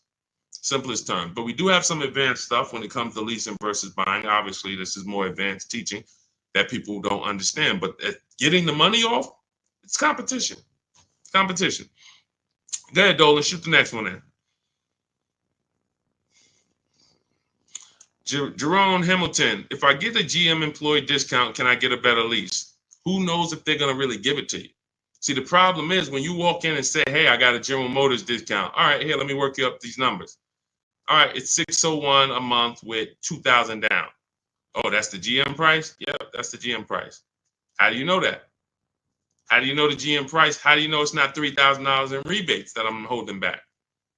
How do you know it's not $3,000 in rebates and I'm only giving you $1,000 of it? Here, hey, I also we have $1,000 rebate. I also put in there for you. Oh yeah, you did with the GM pricing? Yep. You don't know. You don't know. So no matter whether we get X plan, GM deal, Mercedes fleet, does not matter. Multiple offers, because when you get multiple offers, what you're going to see is that some people are not going to give you the GM discount. And some people are not going to give you the rebates. They're just not going to do it. It's in their DNA. An 80% dealer is going to try to make everything they can make. I'm not giving this guy the $2,000 rebate. Wow, come on, I'll sell his car to somebody else. So now you're going to deal with an 80% dealer and hope you can get a deal. No. Once you see the 20% that says, here's your GM discount, and here's a $3,000 rebate, and here's the price. And then you compare it to the others, you're going to see, oh, those guys were trying to get over on me. Of course, that's what they do. That's what they do. 100%. Go ahead, Dolan. We always get bids. Doesn't matter. You can't trust anybody to give you a price and give you all the rebates and give you the hidden money like they're your friend. That's just not going to happen. If they rather make the $5,000 themselves, why am I volunteering money that you're not even asking for? You came in and you asked for a GM discount. I'm giving that to you, maybe. But you didn't ask me about these rebates. You didn't ask me about, I don't need to volunteer this. This is how they look at it. So many times you get in there, you go, oh, give me the invoice price. Can you give me the invoice price? We got a deal. Man, if half these people that I've shown you on this stream had accepted invoice price, they'd be looking at these prices that they paid and saying, why the heck did I pay that price? Invoice price means nothing. What if you got a $7,000 rebate, $15,000 rebate on some of these vehicles? What if you got a $4,000 rebate? Invoice price has nothing to do with rebates. So now, all right, I'll take off $2,500 to get you the invoice, but what about, that's it? You happy with that? Yeah, that's all I want. My father told me get the invoice price and I got a good deal. All right, your father was sadly misinformed. Unfortunately, thank you. I'm gonna take a vacation on this commission and we just made 7,000 on you. My cut is probably 1,200. I got a nice pay. Thank you. Thanks to your dad too. He's a good guy. Good guy. Keep following his advice. This is how it goes. Unfortunately, these people are not your friends. And as a former car salesman, I keep it straight. I keep it straight because unfortunately, most people on here, you just I'm going to my car dealer. These people are not your friends. You invite Charlie over to barbecues. Charlie is my friend. He's been selling me cars for 20 years. Sold my dad cars. Once you start making him compete, next time you buy a car, lease a car, say, hey, Charlie, look, I'm going to get a number from you, but I'm also going to get numbers from a couple other dealers. Hey, what you mean? Watch Charlie get mad. Watch Charlie get mad. What you mean? What, you don't trust me? I've been doing business with you for 20, 30 years. Yeah, but I want you to actually, I just want to, this guy Deshone told me I need to shop around, always make sure, because it's a lot of money I could be leaving on the table. Oh, man, come on, man. See, that's a person that never wanted to compete. He would rather come to your barbecues, be friends with you so that you don't make them compete. Because the minute you start making dealers compete, you're going to see how much money you've been losing. That's the only way. It's the only way. You start making these dealers compete, you're going to see, dang, I've been overpaying. Some people right now getting phone calls right now. Hey, come on in. We're going to upgrade your lease. Good news. We're going to keep your payment around the same price. Who's getting these phone calls? Who's getting these phone calls? Good news. I can get you out of your lease right now and get you into a new lease about the same payment. Who's getting those phone calls? Who's getting those phone calls? I ain't been on since 5 a.m., KD. Chill out, bro. Chill out. Who's getting those phone calls? Right? Hey, come on in. I could get good news. I could get you in the brand new 2025. You don't even have to you don't even have to put no money down. Come on in, right? All of that, right? Everybody's getting those calls. Why? Because 2022 and 2021, they overcharged you and your payment is so high, even though deals are a whole lot better. They were better back then, but they put you in a high deal back then. Now what they're trying to do is keep you in that high deal, hoping you're used to it. And they want you to think that's normal. They want you to think, hey, Mr. Hayes, yes, you've been paying $750 a month since 2022. Good news. The market is all bad. The market's bad, right? Oh, yeah, I'm hearing that. Thank you. Thank you. I'm glad you're aware. Now, see, you say stuff, you don't even realize you say stuff that helps them make more money. That's why we don't talk in my system. There's no talking. But when you say, a lot of my friends been saying, man, these prices have been high. I don't even know if they ever going to come down. Yes, thank you. You're right. You're so right. We say the same thing in here every day, Mr. Hayes. But the good news is this. I can actually get you in a new vehicle and keep your payment around the same price as your old 2022. Oh, yeah, you can do that? Yeah. Man, well, I really like to come down. Yeah, but listen, things have not, interest rates are high, right? Have you been following interest rates? Yeah, I have been seeing that they're high and they've been high for a minute. Yeah, so that's all affecting the prices we can offer now. But, normally your price will go up by about $120. Normally you go into the 2025, but, I see you bought a car in the past and I was able to pull some strings, work with my manager, and we can get you on a new one, keep your price around the same. Okay, all right. When can I see it? Come on down. When can it come down? That price should be dropping from $750 to like $520 because the market is entirely different. There's been great deals out here since the daggone pandemic. It's been great deals. During the pandemic, we helped Bonita. Bonita got her she got her Telluride. She got it for $600 a month during the pandemic. That's why I always show her deals. $600 a month. People are leasing these for $800 a month, $900 a month during the pandemic. This was 2022 when people were leaving out of the dealerships with axes in their heads. Couldn't believe how high they were paying. She believed $600 a month, her dream vehicle. So these deals have been out here. Look, Greg made this deal. Look, we've been making deals, below market deals. Look at Danielle. $44,000 vehicle, $550 a month, no money down. Charles, Palisade, $48,000 vehicle, $597 a month. Hyundai Palisade, top 5 SUVs in the market the last 3 years. So the people who tell you there's no deals, they don't know how to get them. So yes, when you go into, when you don't have strategy, I told y'all, I've said it, I think 3 times, maybe 4 on this stream. There's only 3 prices you can pay. Market value, that's what all the negotiators are going to pay. They think they did well. All they did is pay the average price of a negotiator. Now you got above market value. That's for the people who can't negotiate. You don't like negotiating. You're not good at it. You just close your eyes and hope that it works out for you. You're paying above market value. And then below market value, which is what you see these people pay, because they're not negotiators. They make people bid. And when you make people bid, you don't have to be a negotiator. If someone comes in to fix, you want to get your kitchen redone, and they tell you, okay, it's going to be $50,000. Yeah, hey, is that your best price? All right, yeah, all right, because I'm going to have 3 or 4 other people come in and get a number too. Okay, well, I might be able to get you from like 50 down to like 45. Okay, it's all right. I'm going to have another person come. Another person says, I could do it for 41. Another person says, I could do it for 60. Okay, another person, I could do it for 42. Now you're creating competition, and all of them you tell, hey, I'm getting multiple bids, and they're going to give you their best offer. Doesn't mean they're going to win, but when they know you are getting other prices, they're going to give you their best offer. And that's what I tell you. When people say that's our best offer, Mr. Nunn, that's my best offer, Mr. Henderson, they're not lying to you. That's their best offer. They're not going any lower because they want to make a lot of money. Look, man, I'm making $6,000 on this car. If I can't make it, I'll sell it to someone else. I don't need to sell. That's how the 80% of dealers think. You expect the incentive to get a lot better the next few months, especially Ram.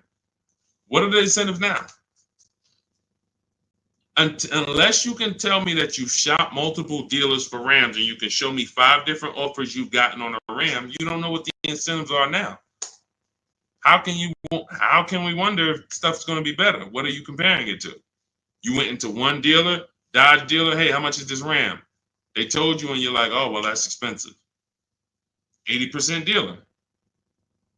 80% dealer. And again, the only way for you to see how much you've been overpaying is to start using these strategies that we teach for multiple offers. And I know, sometimes it's hard to face that. Sometimes you would rather not see how much you've been losing. And that's understandable. It doesn't make financial sense, but it's an emotional decision that's understandable. I don't want to know, Deshone. I would rather keep shopping the way I've been shopping and save no money or the same money rather than shop the new way and then see that the old way was costing me tens of thousands of dollars. That doesn't make financial sense. But the people when you ask, are the incentives good? You got to know what the incentives are now. That means we run the market. When I was shopping for my mother a couple years ago, I ran all the offers on a Mazda CX-5 for her in October. I didn't like the deals. I didn't like the lease offers. I contacted them again in November, emailed them all again. Hey, what do we look like in November? Didn't like the deals. Emailed them one more time in December. Or one of the dealers actually reached back out to me and said, hey, I got this car coming in. We did the deal in December. That is keeping track of incentives. That's monitoring programs. If I shop the Ram right now, it'll take me no more than 60 minutes to get literally 5 to 7 offers on random. Using my system, the 25 to 5 strategy in my book, I go into the book, I literally use my scripts, and in 60 minutes, 90 minutes, I'll have 5, 7 offers on Rams. That's just how it works. So now I'm able to look and see, all right, what type of discounts are they offering? What are the incentives? What are the programs? Do I like them? Do I not? All right, let me check back let me check back next month. Let me see if there's any new incentives. So that's the way it works. That's the way you move the market. We have to be able to monitor what the deals are. But I see, unfortunately, there's a lot of you who just you want to try to fill for the bottom. That's just what you've been trained to do. It's a losing strategy. I would love for you, if I was still at the dealership, I'd love for you to come and try to fill for the bottom. Especially if I work for a manufacturer where we got rebates a lot. Come on in, fill for the bottom. You know $3,000 off is a good discount. When's the last time you got $3,000 off a vehicle? I just think, I think I might be able to get more. Okay, listen, we settle at 5. You don't know I had a $5,000 rebate, so you're just not going to know. So you can sit here and feel for the bottom all you want. It's not going to work. You're still going to leave wondering, hoping it's a losing battle. That's why I'm trying to tell you, stop doing it. Stop doing it. You're asking, okay, what's a good interest rate for this vehicle? You're trying to feel for the bottom instead of sitting at home the way my book teaches you and making people bid and come to you and have all of these people begging for you to do business with them. Oh, how much discount should I be getting off of a Toyota Camry? Feeling for the bottom. Instead of sitting at home, contacting 25 dealers online, using my strategies, using my scripts, and saying, okay, now I got 7 offers on a Toyota. Oh, I see the biggest one is giving me 5,000 off. Okay, that's the market. That's the below market. You cannot feel for the bottom. You can keep doing it. It's just a losing strategy. You're never going to get the discount, the maximum discounts, feeling for the bottom, walking into a dealer. It's just never going to happen. So for those of you who are tired of that, you're like, I don't want to be feeling for the bottom anymore, Deshone. I don't want to be worried about being a good negotiator, Deshone. I want to be able to have a plain, simple system for getting dealers and banks to bid for my business. That's what Cars from Home is, my digital book. 7 steps to saving time, money, and avoiding dealerships. You can get your copy for 75% off. That's my welcome offer. In my TikTok bio, click that picture of me, or click my Instagram picture, go to my bio, click the website, and then you'll see a button to activate your 75% off your book. Grab it. It'll be in your inbox. You'll have all the strategies necessary for paying these prices, the same prices you've been seeing me share throughout the stream. Or if you're on YouTube, I have a link for you in the comments. If you're on Facebook, I have a link in the comments for you.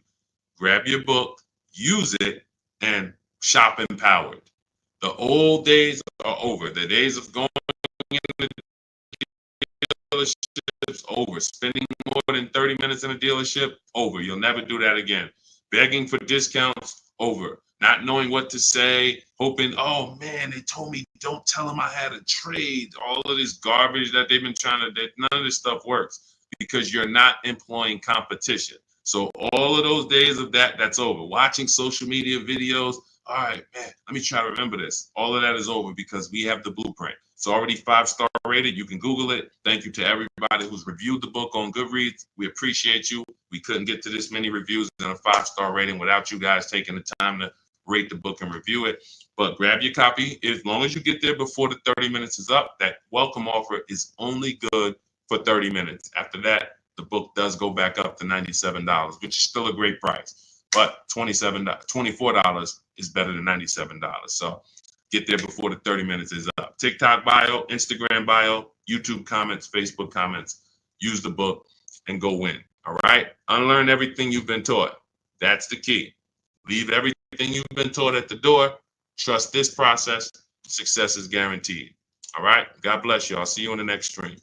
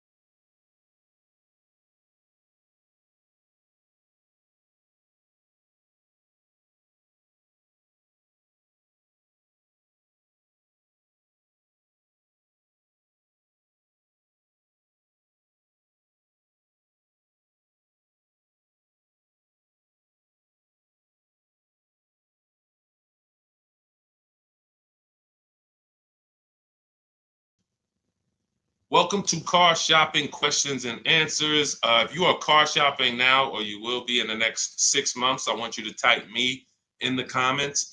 We're about to go live, do some serious car shopping Q&A for the next 45 minutes to an hour. So you can start typing your questions, as many questions as I can get to in an hour. We'll get through them. And what you often will see, that someone else is going to ask the same question you have. So a lot of times you'll actually, even if you can't get your question into the stream, because usually by the time we get 20, 30 minutes in, we got lots of questions and we don't always get to them all. But usually someone else will literally ask the same question that you have. So, so we can start talking. I'm just sharing this to Facebook now. This entire stream is sponsored by my new digital book. It's called Cars from Home: 7 Steps to Saving Time, Money, and Avoiding Dealerships. You can get a copy for 75% off for the next 30 minutes in my TikTok bio, my YouTube, in my TikTok bio, my Instagram bio, the YouTube comments, or the Facebook comments.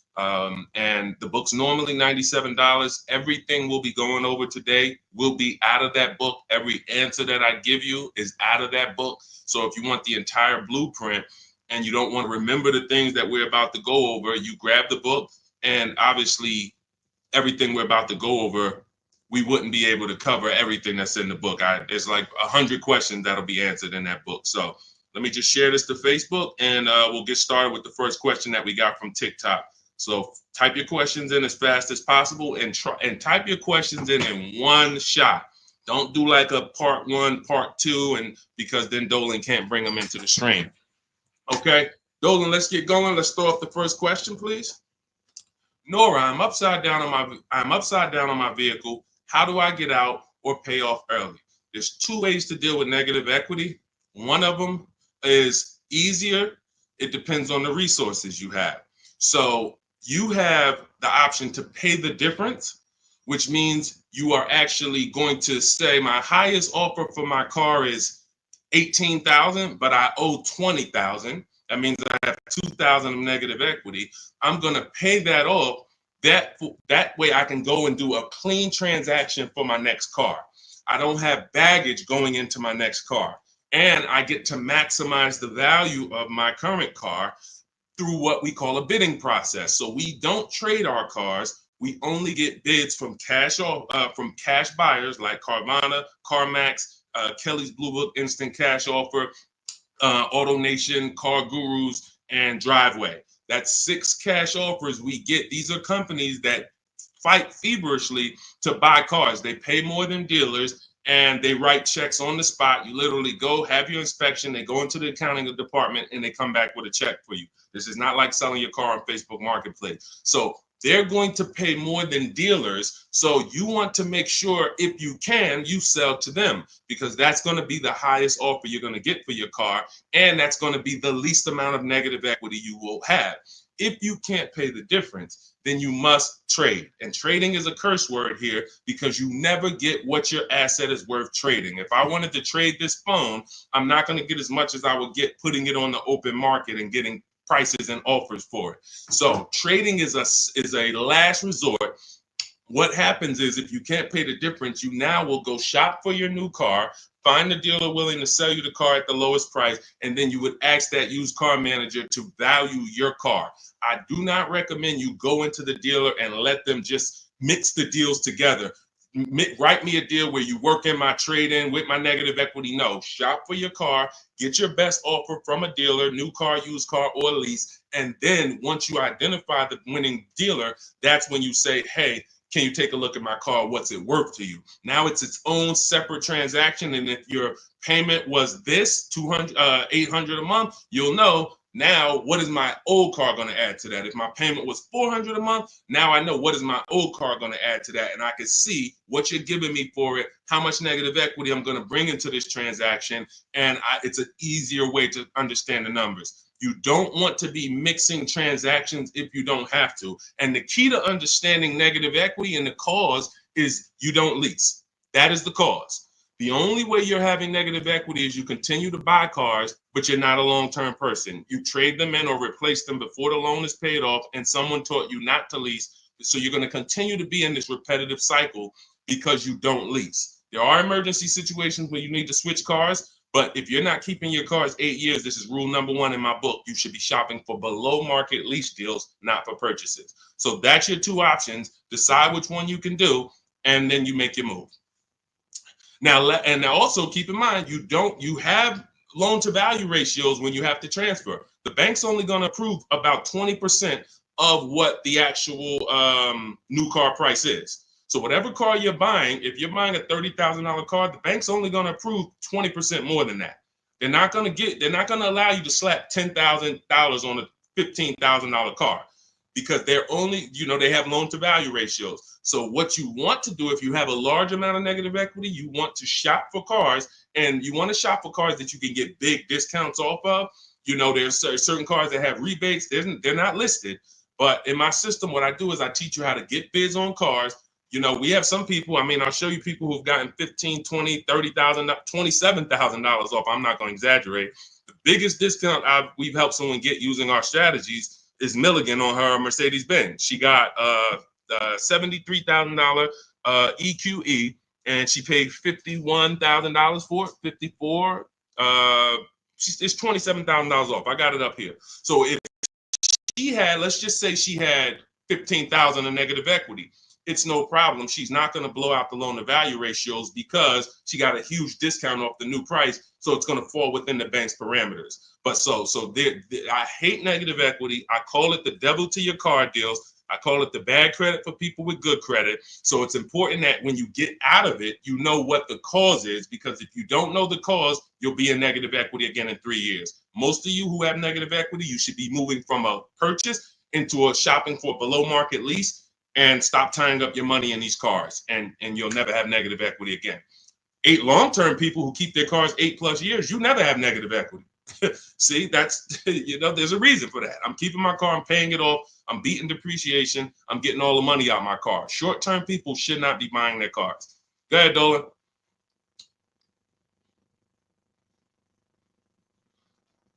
All right, keep typing your questions, y'all. We'll get to as many questions as we can in 45 minutes. Now, let me just actually say this. We have a 7-step process. Everything in my system is 7 steps. We don't go, see, a lot of times you don't understand what you should be doing first. Should I be focusing on my old car, my trade-in, shopping for a car first? What should I be doing first? So we have a system that you actually now have a process. It's 7 steps. First step is the most important question. That's leasing versus buying.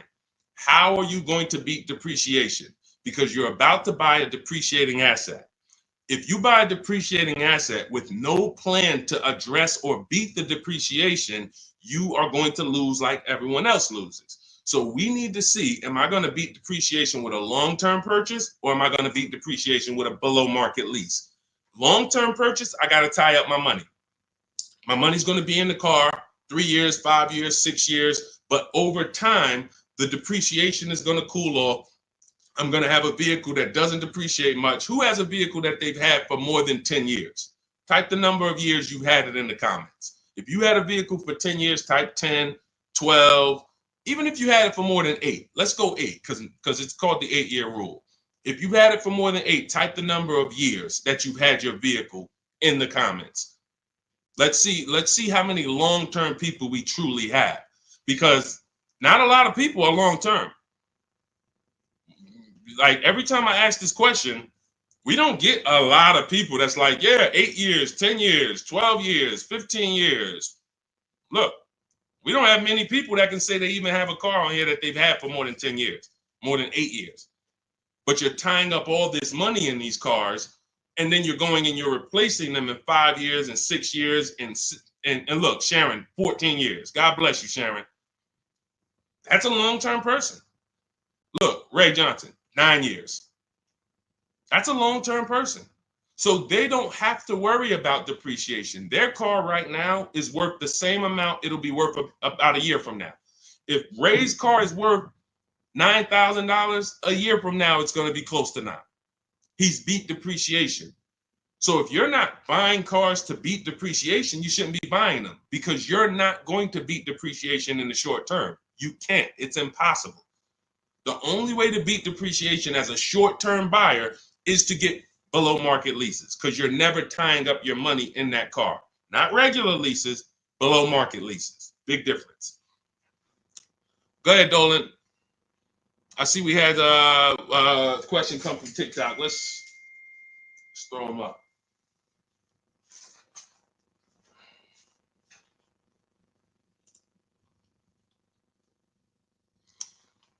Okay, what about a fun car? I'm planning to keep my brand new car for 5 years. My previous car was a lease and traded in since I had positive equity.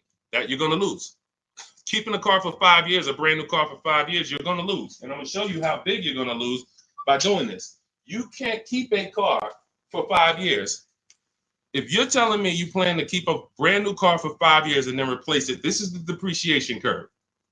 This is the depreciation curve. You're going on a sliding board. Whatever you paid for this car, let's say you paid $35,000. In 5 years, that car is going to be worth $17,000, maybe $15,000, depending on how much you drive. You're literally going down a sliding board, and then you're going down another sliding board when you get your next car. You're wrapping up money in these cars. Now, when we look at somebody like Ray, who kept his car for 9 years, his depreciation curve doesn't look like yours. It looks like this. See, this is what it looks like when you first buy the car. You're losing value every single day. You're losing thousands of dollars in value on a yearly basis. So when you go and say, all right, I'm going to just go buy this car, tie this up. Let me show you why you can't do that compared to someone who's leasing. You're going to spend thousands of dollars more. So you take somebody who got a below market lease like Zafrina. No, that's too. Let's use Zafrina. She gets a $65,000 vehicle. She's paying $579 a month. $65,000 vehicle, $579 a month. That's what we call a 1% lease or below. When you have your lease payment is 1% of the MSRP or less, that means that's a 1% lease or lower. She has a 0.88% lease. Now, she's not over the next 3 years. She's going to invest in this car, $579 times 36. She's going to invest $20,000 to drive a $65,000 car. Now, if somebody bought this $65,000 car, what's their payment? Every $5,000, remember this rule, is about $100 a month on a 5-year loan. Remember that rule. Every $5,000, when you look at a car, is about $100 per month on a 5-year loan. So when you look at a $20,000 car, you should automatically say to yourself, that's going to cost me about $400 a month. You look at a $50,000 car, that's going to cost me about $1,000 a month on a 5-year loan. When you don't do that, now you let them put you in 6- and 7-year loans because you're not focused on what the real cost is. You're just like, get me to a low payment. I'll get you to a low payment. I'm going to put you in an 8-year loan. So we know this. Looking at her car, she would be spending roughly $1,300 a month if she bought that car. Even if she got an incredible deal, saved 10 grand off of the car, she's still going to be spending about $1,100 a month. She's putting $579 a month into this car. How do you compare $579 to $1,100? How do you compare $579 to $1,300? Let's say she bought a used version of this car. So instead of $65, she found a used one for $40. Every $5,000, $100, that's an $800 a month payment. How do you compare $579 to $800 for a used version? You can't. So when you're out here listening to people who've told you don't lease, they don't understand depreciation and they don't understand how to get below market leases. These are not regular leases. In order to get below market leases, you must employ competition. You must get at least 5 offers because every dealer's price is different. So when you walk into one Nissan dealer and they tell you it's $600 a month, you don't walk out and say, hey, Nissan's charging $600 a month. No, Nissan of Bay Ridge is charging $600 a month. But this Nissan deal over here might be at $500. This Nissan deal over here might be at $420.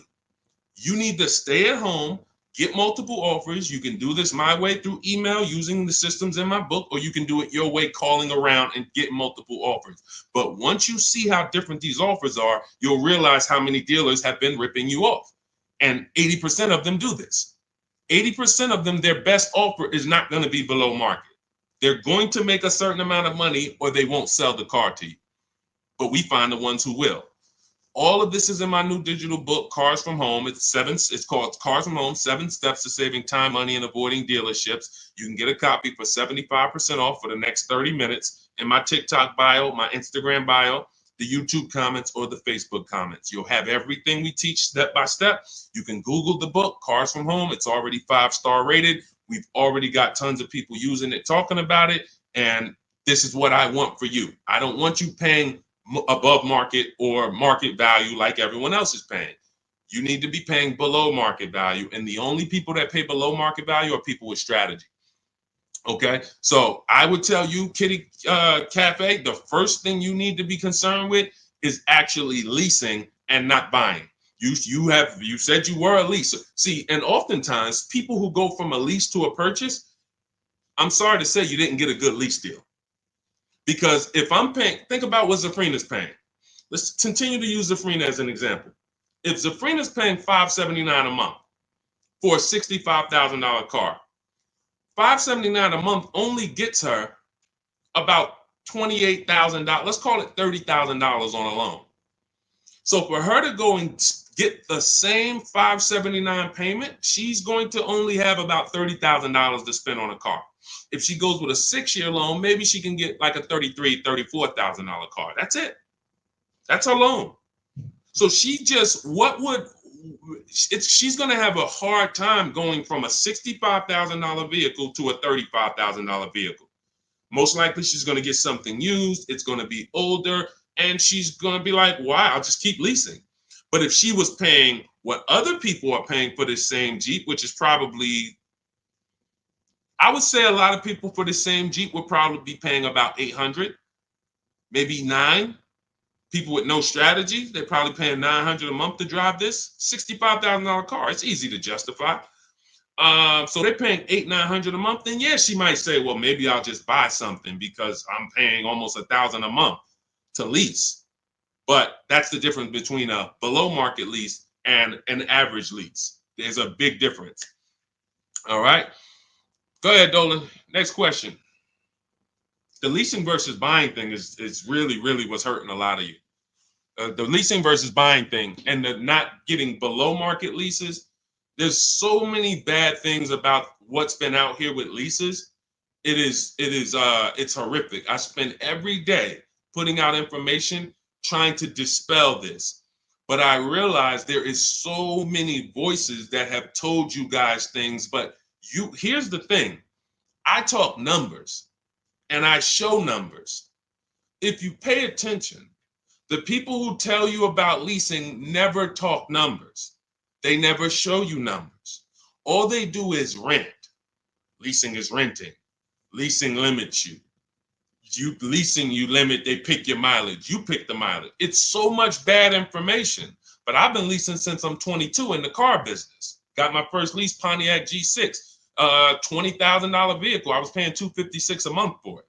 Meanwhile, I had a friend, they're paying almost $500 for a Toyota Corolla. We both got a car for about the same time. They're paying $500. I'm paying $256. I'm seeing what they're going through with their car breaking down, getting older, because they kept the car for a while, getting older, and now I'm on my second car, paying a low payment. And as a young person, you don't want a $500 payment. I didn't need a $500 payment when I was 22. Just had my daughter. I needed that $256 payment.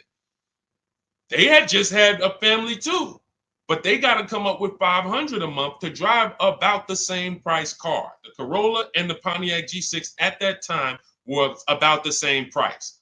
You can't justify to me in any way that makes more financial sense.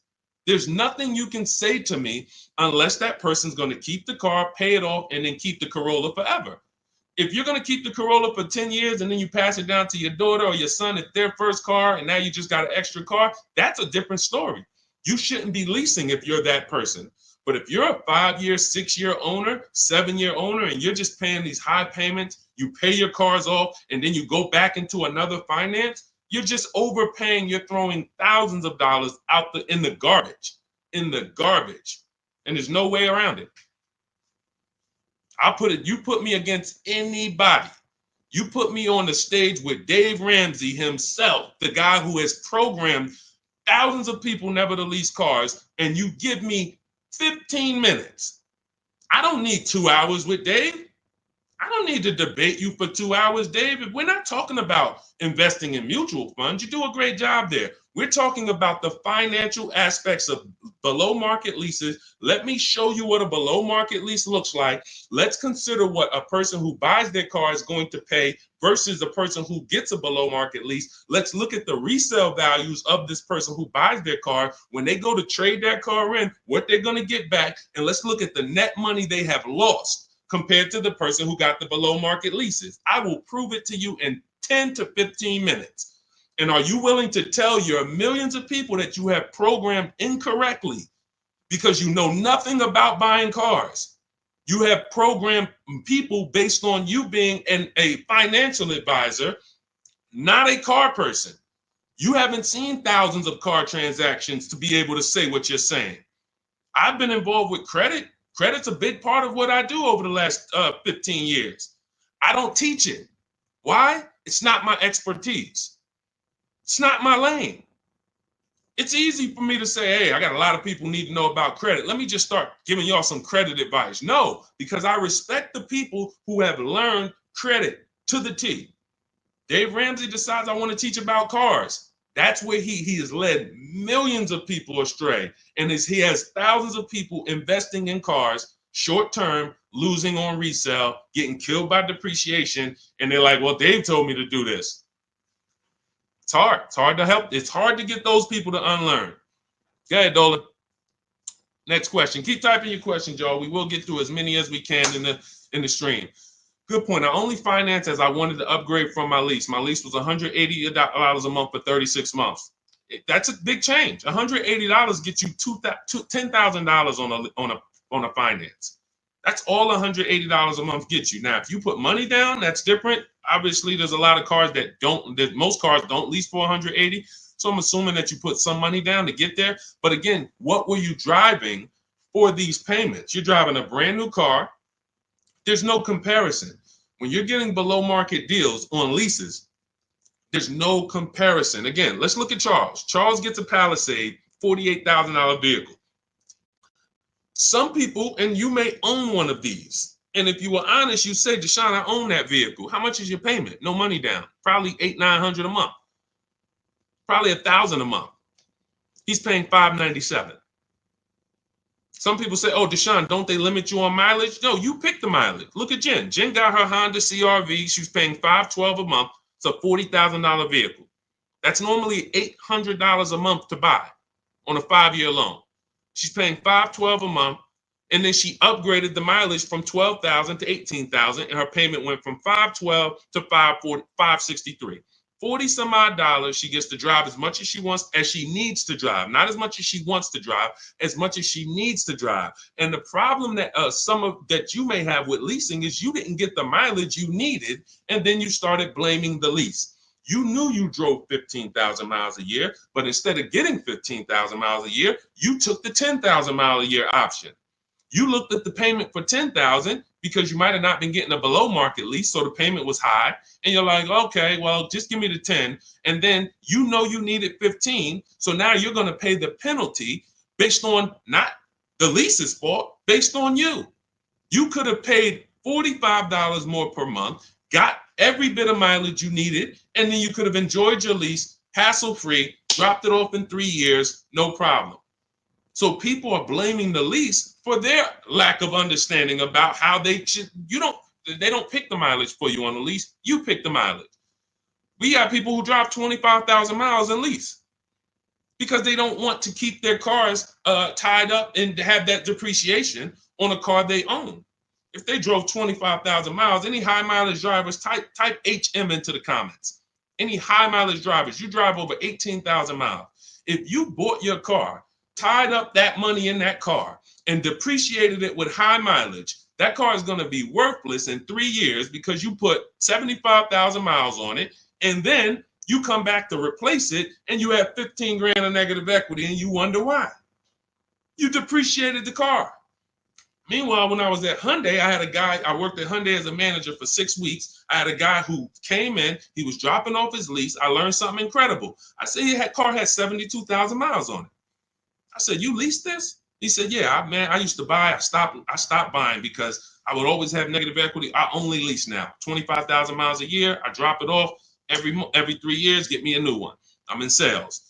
I looked at his lease contract and I saw that his payment was less than $200 a month more than what a normal below market lease on that Sonata was. If a normal below market lease was $350, he might have been paying like $550, $525. It wasn't $700.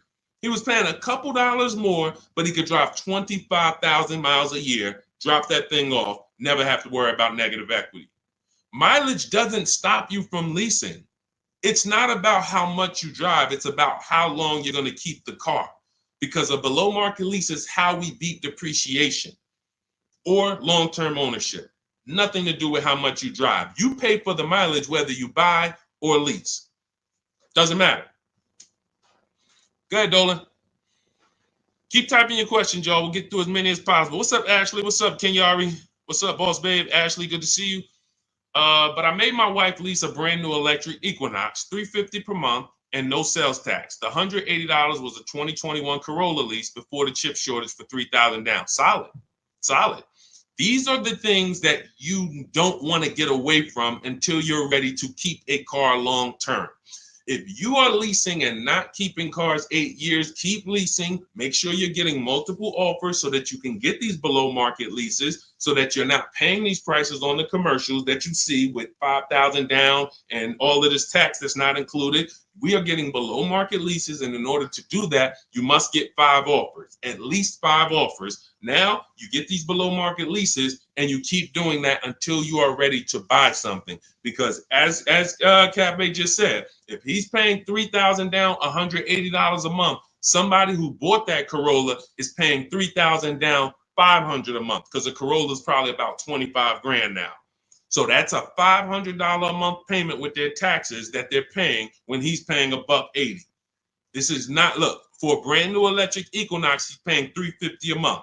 This is someone else who knows how to get great lease deals, whether he's negotiating for them or whether he's calling around getting multiple offers. It doesn't matter. He's getting prices that you are not getting. And that's the prices we get. You want to understand that all prices aren't the same. There's below market price, there's market price, there's above market price.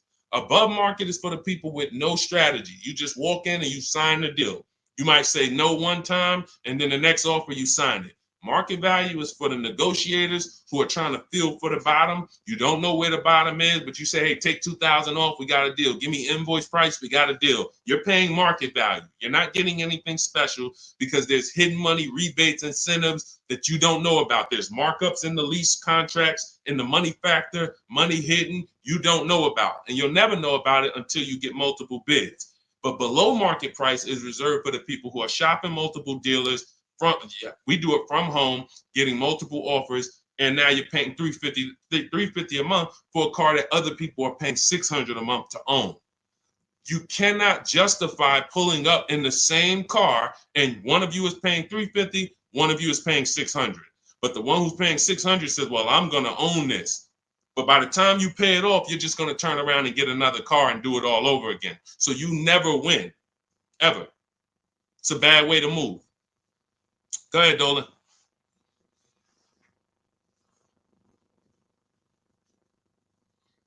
What's up, Ray Johnson? Do you need to... Hold on. Do you need to know all the bells and whistles? I don't know what that means. Can you rephrase that question? Let's type it in another way because I don't know what you mean by that. Can you elaborate? What about the people that drive high miles? You should still be asking yourself, how am I going to beat depreciation?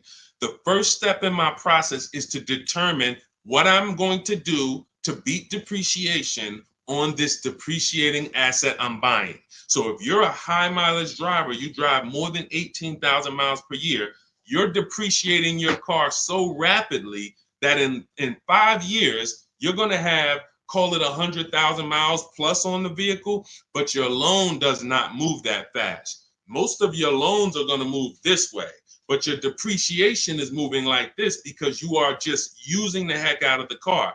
This is point and proof that you pay for usage, whether you buy or lease. If you bought a car and put 100,000 miles on it, you do pay for that. If the same person bought the same car, but they only put 50,000 miles on it, their car's worth more than yours. They can sell it for more. So you lose based on your usage.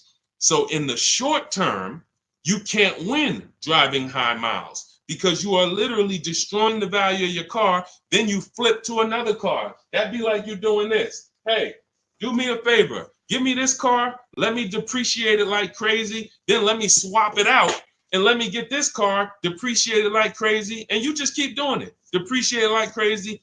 But you're never getting to the point where the car is paid off and now the car starts to depreciate like this.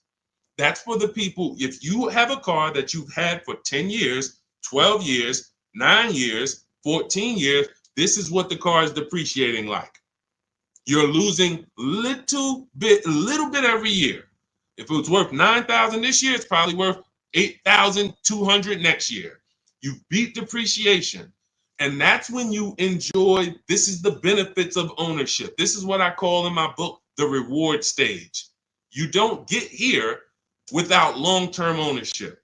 And if you're not built for long-term ownership, that is okay. But what you should be doing is doing what my client who was in Hyundai did, doing your high mileage lease, shopping for a below market lease, and then driving the mileage you need and dropping off your car in 3 years and going and getting a new one over and over again. You're never tying up your money in these cars. If you're going to tie up your money in these cars, you better have it in there for the long run.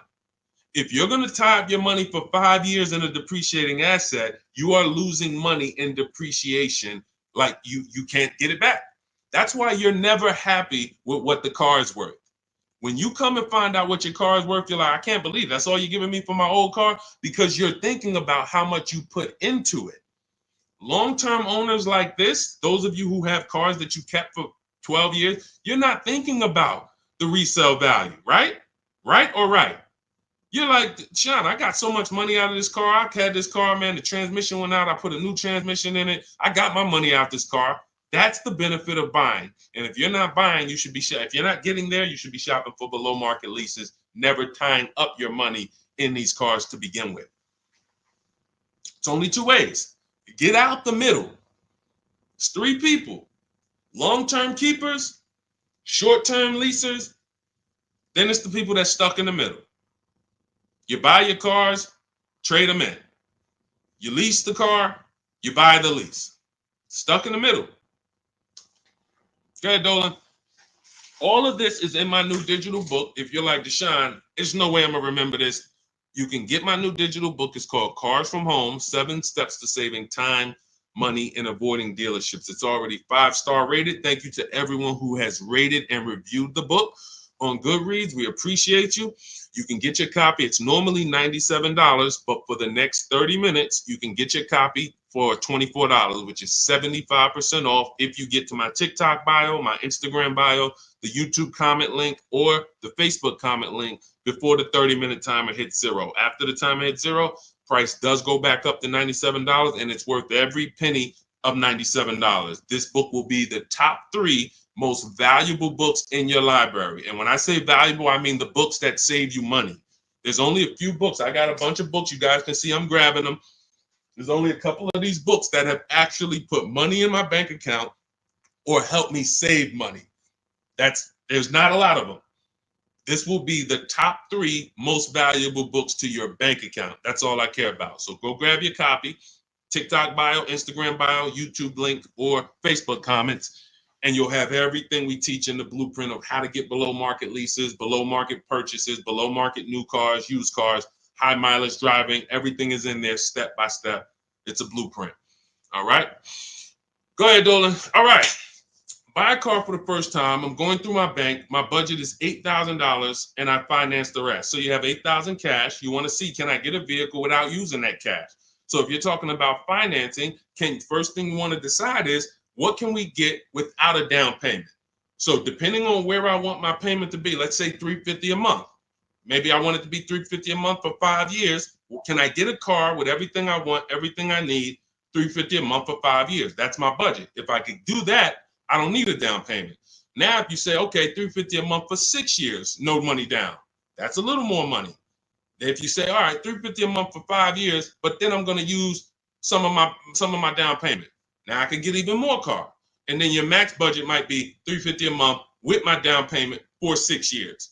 See, all of those numbers didn't change, but the terms changed and what you bring to the table changes. That budget doesn't change, but you don't realize if I get a car for $350 a month for 5 years, I paid less than if I get a car for $350 a month for 6 years.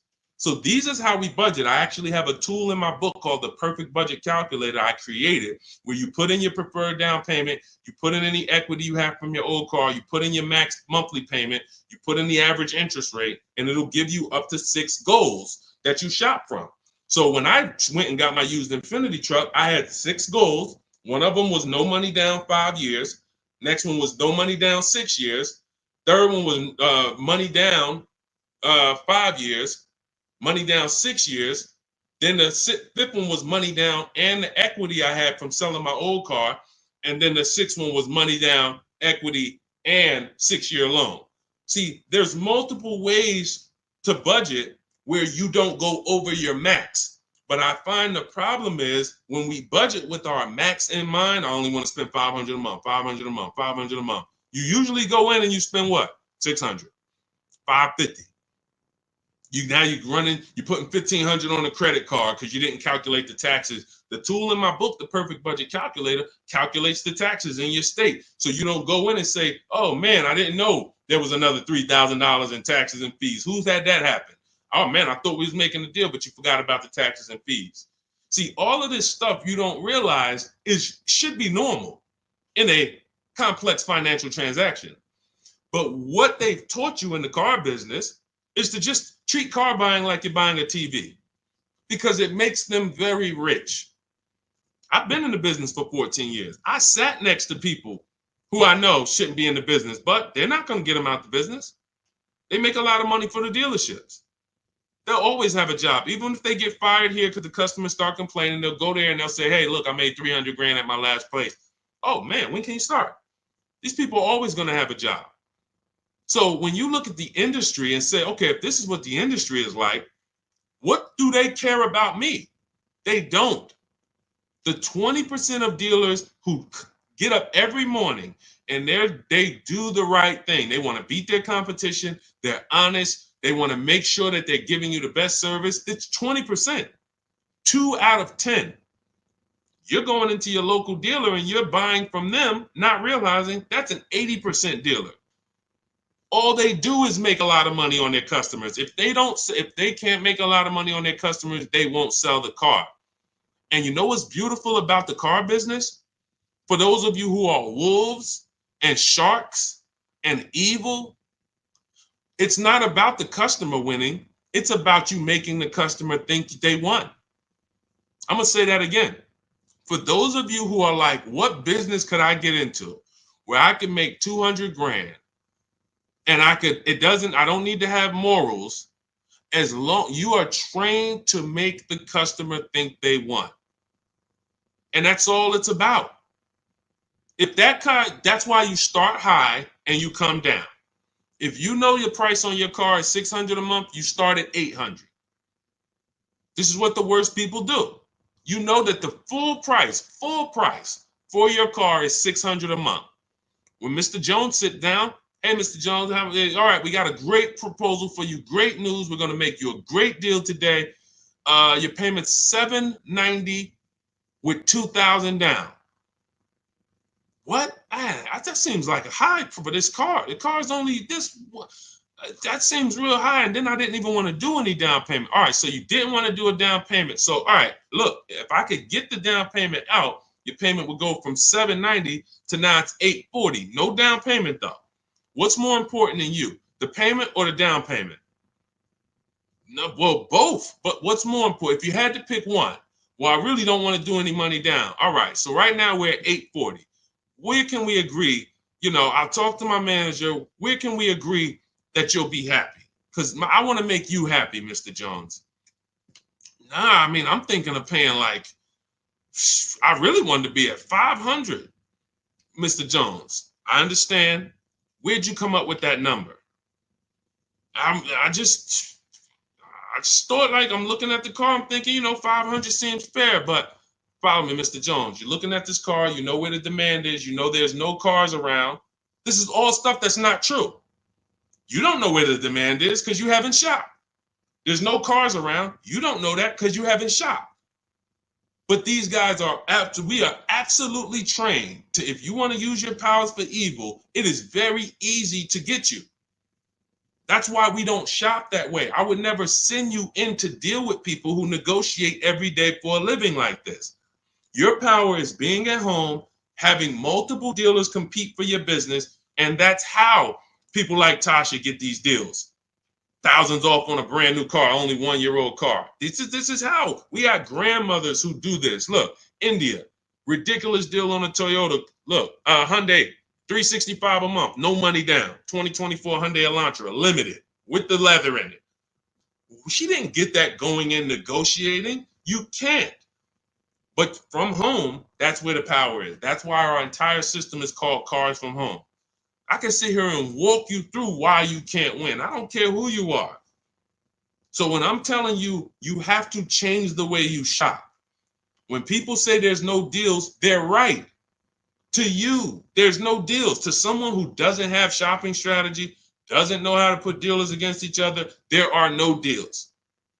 But to people like us, we've been making deals. Let me show you, Bonita. Let me show you a pandemic deal.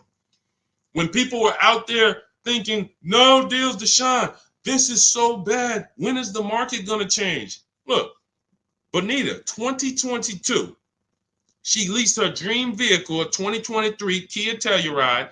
She put $600 down, drove off $600 a month. She gave him $600, drove off.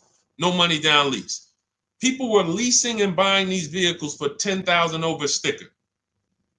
I'm not on here to talk to you about hundreds of dollars. What do I care about hundreds of dollars? You think we're on here, you think we're getting together to gather you guys to talk about hundreds of dollars? That doesn't matter to me. Thousands is all we talk about. Every single thing we discuss here is $1,000 mistakes. You not leasing when you should be leasing. $5,000, $7,000 mistakes minimum.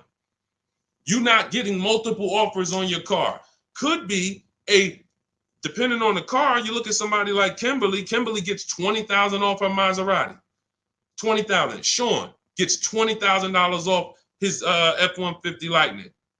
These are just some of the, look, even somebody like Tiffany, let's take a smaller discount. She gets a Mazda CX-90. She gets $6,500 off.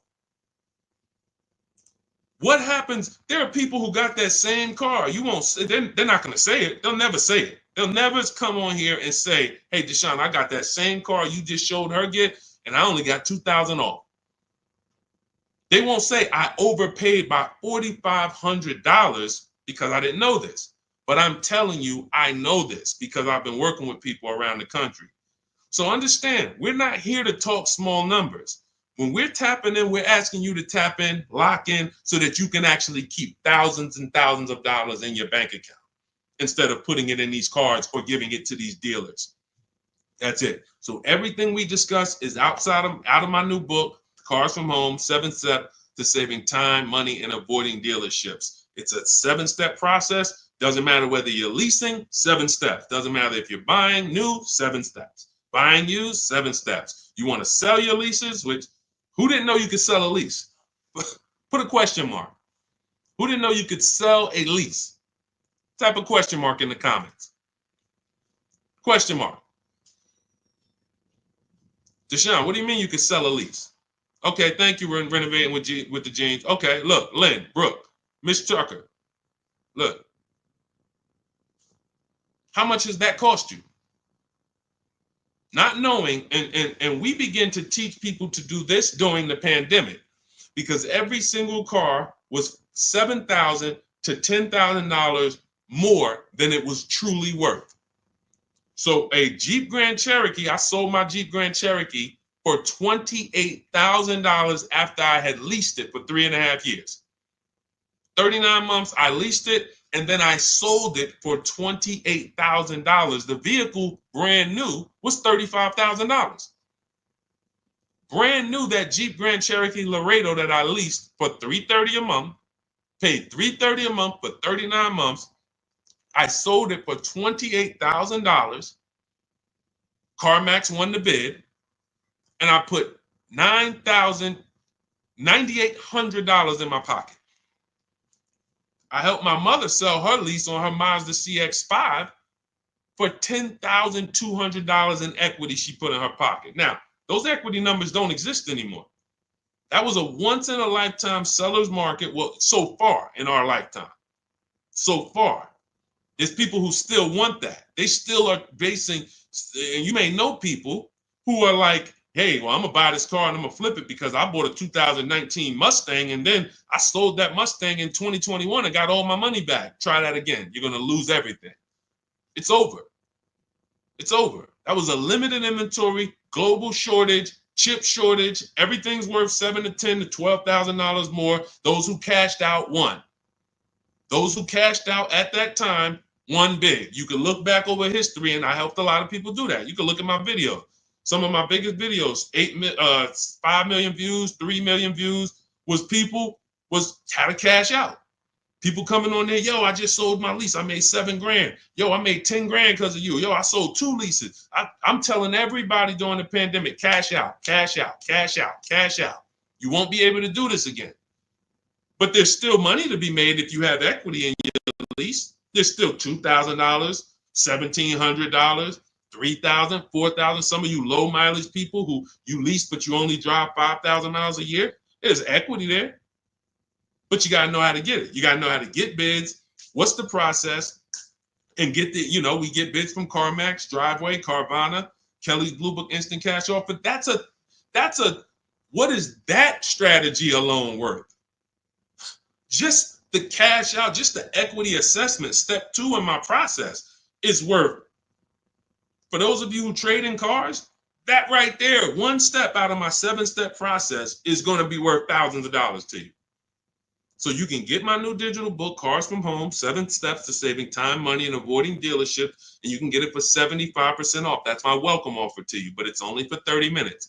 You go to my TikTok bio, my Instagram bio, the YouTube comments, or the Facebook comments, click that link and get your copy for 75% off. You won't even pay the $97 price. You'll pay $24, but you got to get there before the timer goes to 0, and then it goes back up to $97, which is worth every penny. Book's worth every penny at $97. It'll be in your inbox in 2 minutes. And make sure as soon as you get the book, you screenshot the thank you page, because the link to open the book is actually on that page. You open the book on that page, and I also email you a copy, but my support team's email is actually on that page as well, because sometimes you type your email wrong, you're typing fast, you're trying to hurry up and get it before the sale ends, and then you end up typing your email wrong. We can't send the book to a wrong email, so that you'll have my support team's email there. But this is the most serious thing outside of buying a house. There's nothing more serious to me. And some of you are not going to even buy houses. Some of you like, Deshone, I'm a renter. I don't plan on buying. That means the car is your most expensive purchase. And you're going to do it over and over again. You might have 5, 10 of them in your lifetime or more. You lose $5,000 on every one because you didn't have strategy. That's a tough gig. That's a tough gig. I wouldn't want to be in that situation. And I'm not going to be. And anyone who's listening to me is not going to be. Go ahead, Dolan. Let's keep the show on the road. Do you need to know all the extras you want? Upgraded sound system items that are not in the base price? Absolutely. Whenever we buy a new car or we shop for a lease, we always build our car. We go on the site because we want to know everything's available, because we don't want to get a car and find out there was an option we wanted that we didn't get. And we also want to know what we can live with and live without. And we want to build our car to come up with an MSRP. So if the car you want the panoramic sunroof, you want the blind spot monitors, which most cars come with now, whatever it is, you need to have an idea of what that's going to cost. So once we build out our car, we determine our car is $42,900 the way we want it.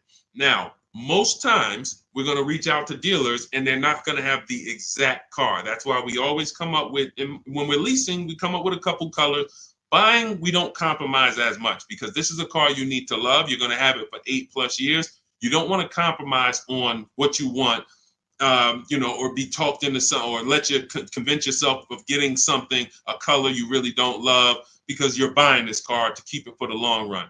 Now, on a lease rather, you can be much more flexible because in 2.5 years, you're getting ready to shop again. You get a 3-year lease, 2.5 years, 6 months left, it's time to shop again. So we want to make sure we can be more flexible with that. But yes, we want to know how much it's going to cost so that we can start to budget. We always say with a lease, when we build out our car, we take 1.25% and we use that as a gauge of around about what it should cost. So if we're looking at a car that's $42,300, we multiply that by 0.125 and we say, okay, $528, that's a fair below market lease deal. Now, if we can do better than that with bids, we will. If the lease program is not as good, when we get our bids, it might come in at 1.3, 1.4, our best offer. We're going to have more offers than that. If your other offers aren't higher, then you didn't shop the right way. Because when you shop, you should see a $3,000 to $5,000 to $7,000 difference from your best offer to your worst offer. When you get offers the way we teach, you're going to get more market value, below market value, above market value. You're going to see them all. And you're going to be like, wow, I can't believe all these dealers, this their best offer? Yes, they want to sell and make a lot of money. But we don't care about them. I don't focus on the 80%. We're looking for the 20%. So we use this as a gauge to say, all right, this is around about what I think I should be looking at paying, depending on the deal that I get when I actually get my offers. So that's why it's important for us to build the car. Those are all the reasons it's important for us to build the car before we actually go shop for it. Okay? It's a great question. I see you. I'm leasing this year. There you go. If I could get more people to lease, wake up and look. I don't want you leasing if you're keeping your cars 8 or more years. That's the key, because sometimes people will come on the stream, hey, is this all about leasing? No. If you're buying, there's so many things you need to know about getting below market purchases. New cars, used cars, we haven't had those questions come in. People are not really asking questions about used cars and things of that nature, but I'm answering the questions that Dolan puts up that you guys are writing. So when we look at purchasing, there's a ton of questions that we got to look at, ton of questions. But when it comes to people not keeping their car 8 years, you should be shopping for leases. You're not keeping a car long enough to beat the depreciation. The depreciation's going to kill you, not the loan. Doesn't matter. Loans, okay, you could pay cash. Doesn't matter. The depreciation's going to kill you. That's what you're doing. You're buying a depreciating asset, trying to keep it short term, flip it, and do it again. You can't win. The only way to win with a depreciating asset is long-term ownership, or never tie your money up in it in the first place, which is a below market lease. Go ahead, Dolan, throw that one back up. Arturo, does your credit score affect the lease? Sure. You want to have fair credit. I always tell people you want to get to about a 660, 680, similar to if you were trying to get a good deal on a house. You would be trying to set yourself up with a good credit report to buy a house. Now with leasing, you can also lean on payment history. So if you have a $400, $500 a month payment, you've been making it on time for 2 years, that weighs heavily in you getting approved. So I always say it's nothing that gets you approved for a new car like a paid on-time payments for your old car. The banks look at that and say, well, hey, we can see, yeah, credit cards might be high, but they never miss the payment on their car. They never miss that $500 payment. That means something to the banks when your credit score is a little in that marginal in that marginal range or that mid range. So I always tell people, get to a fair range, work on your credit so that you're able to lease, and don't tie up your money in a long-term purchase because you can't lease right now. If I couldn't lease right now, my only mission would be to get an inexpensive car, get my credit to a 660, 670 to lease. I wouldn't be trying to get a Dodge Charger, $20,000, $30,000, $40,000 car.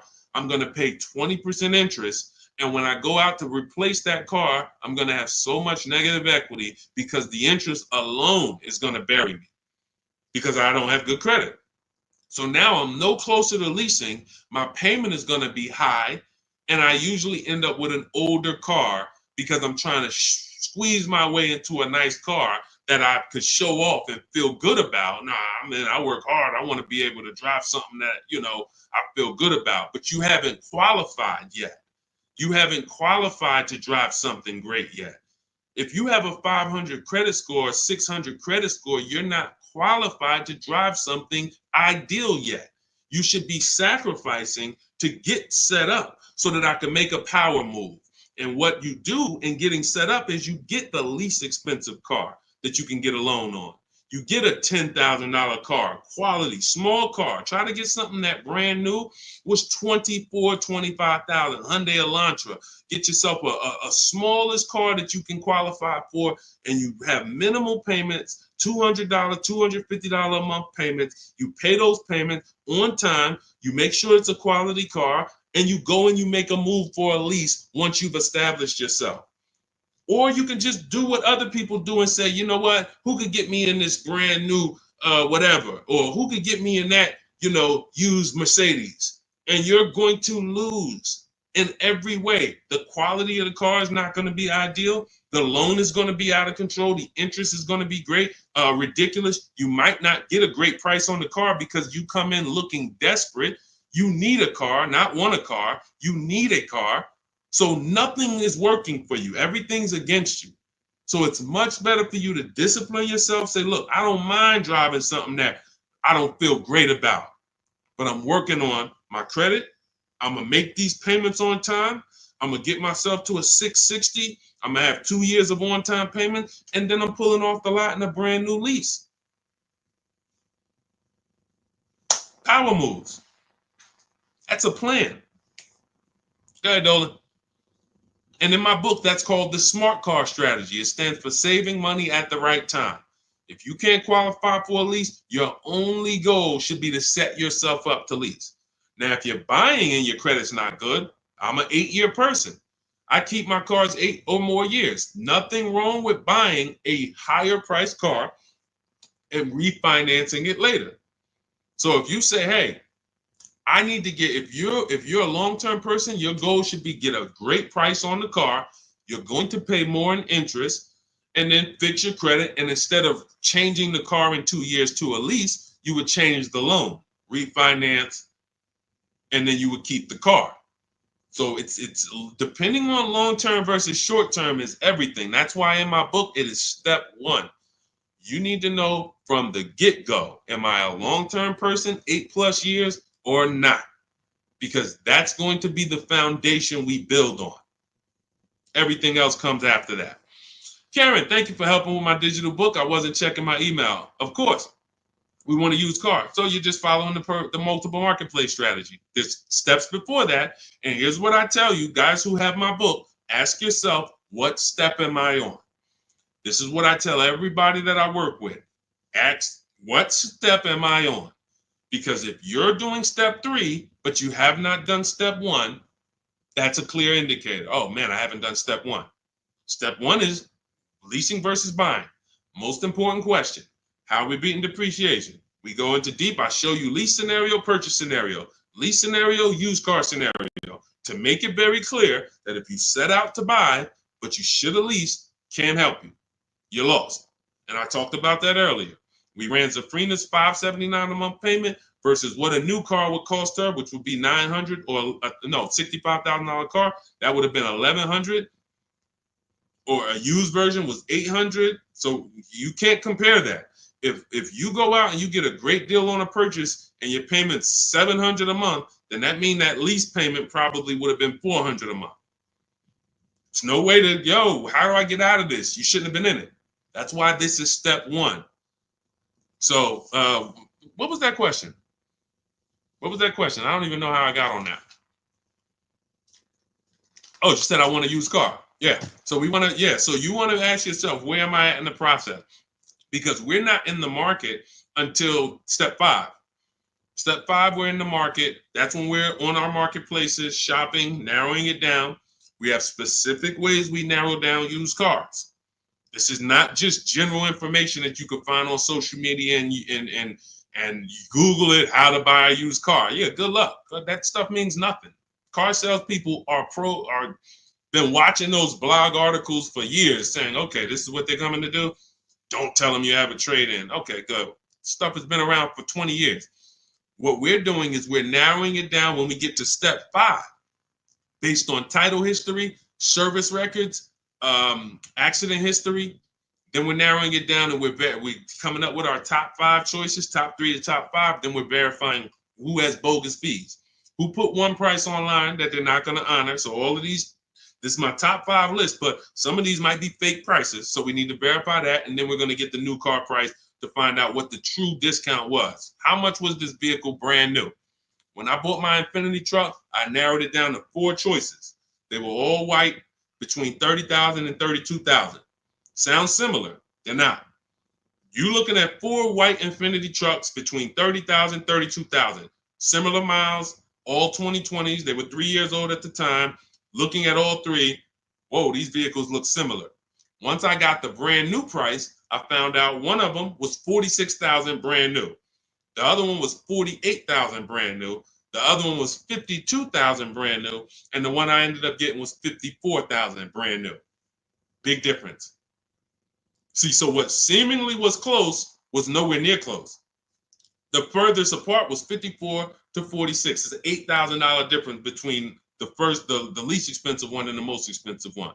But without the brand new price, you don't know that. You're choosing the wrong vehicle, thinking, oh, I got a good deal. No, the good deal was that other one that you didn't pick because you didn't have the brand new price.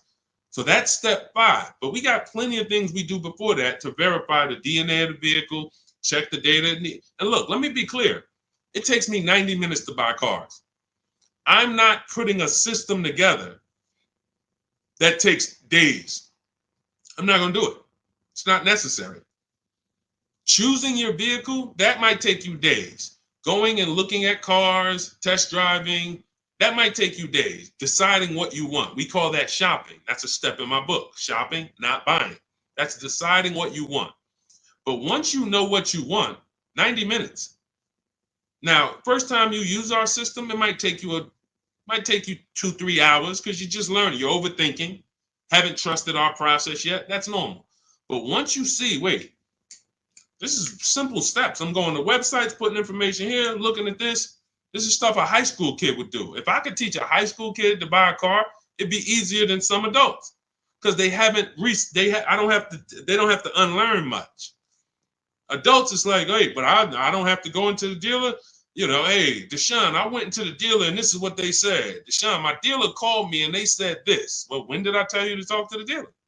I thought you were coming to use our system because you didn't want to talk to the dealers. Yeah, you're right. See, that's overthinking. Now, that doesn't mean you're going to lose because we got a lot. That's how a lot of people come. You're trained to do things one way. You have to unlearn that. But once you see what we do, you're like, man, I can do this again next time. It'll take me 2 hours. I get any car I want in the country, Bentley, Rolls Royce, Corolla. It's going to take me 90 minutes because I'm using the internet. We're emailing. You know, I'm not getting in my car and driving to a dealer. So that's what we need to focus on. I know you have the book. Make sure you're asking yourself, where am I in the process? Start with step 1, just check them off. Step 7 is delivery. So when you check off delivery, you're done. You got your car. All right. Everything that I'm teaching is in my new book. It's called Cars from Home. It's a digital book. It's called Cars from Home, 7 Steps to Saving Time, Money, and Avoiding Dealerships. You can get your copy for 75% off. It's part of my welcome offer. It's normally $97. But if you get to my TikTok bio, my Instagram bio, the Facebook comments, or the YouTube comments before the 30-minute timer hits 0, you got your copy for 75% off, which is $24. And it'll be in your inbox in 2 minutes. So once the timer hits 0, price does go back up to $97. And it's still worth every penny at $97. Go ahead, Dolan.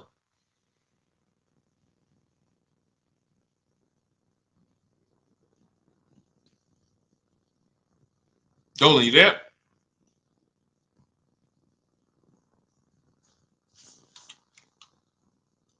All right. Is it worth buying a BMW or Mercedes brand new or pre-owned certified? That's a matter of budget. As long as you're going to keep the car 8 years, the only difference between a new or used purchase is budget. And if you can afford both, now it's about your values. Do you want a new car because you only buy a new car every 10 years and you're like, man, I'm going to treat myself, I could afford it?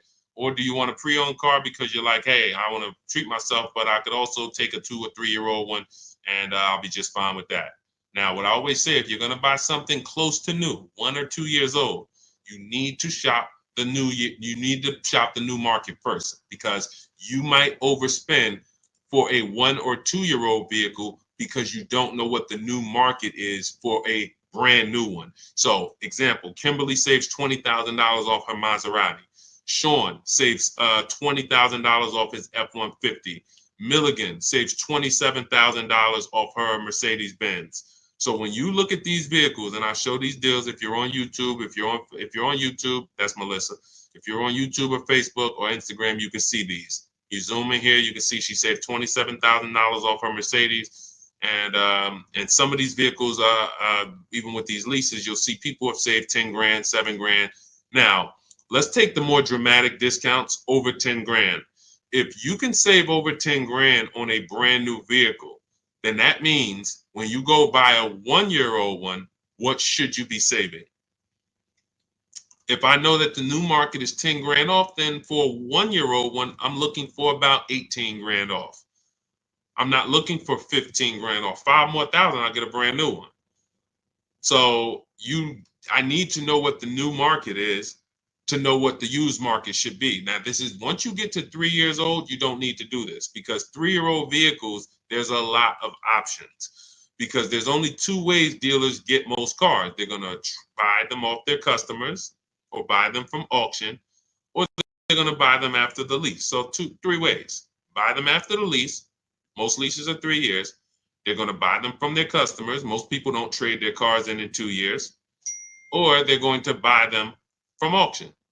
And most people are not getting rid of their cars in 1 or 2 years. So you don't have a lot of options to choose from. You have limited competition. And when you have limited competition, you have a high chance of overpaying. But if I shop the brand new market and I see, wait a minute, on this car, brand new, I could get $20,000 off. Now, some of you might say, wow, if I could afford, I'll just get a brand new one. If that's the market, because I didn't know that the discount was going to be that big. But once you see this, okay, I know I can't pay more than on a used one. See, somebody who would buy a 1 year old F-150 Lightning, truck's normally 70,000, 73,000. So they might look at a 1 year old one for 55 and be like, wow, that looks good. Thank you, Renovating with the Gene. They might look at it and be like, okay, wait, this is a 1 year old vehicle and you asking 55,000 for it? That sounds good. Because it's brand new. How much is it brand new? Well, 73 brand new.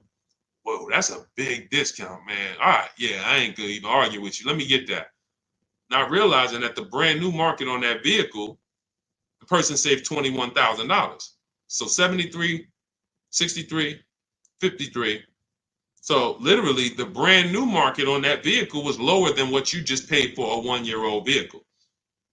And what's going to happen when you go to resell that vehicle later? You're going to lose because you overpaid by thousands of dollars. So this is so important to understand. People overpay for used cars all the time for a variety of reasons.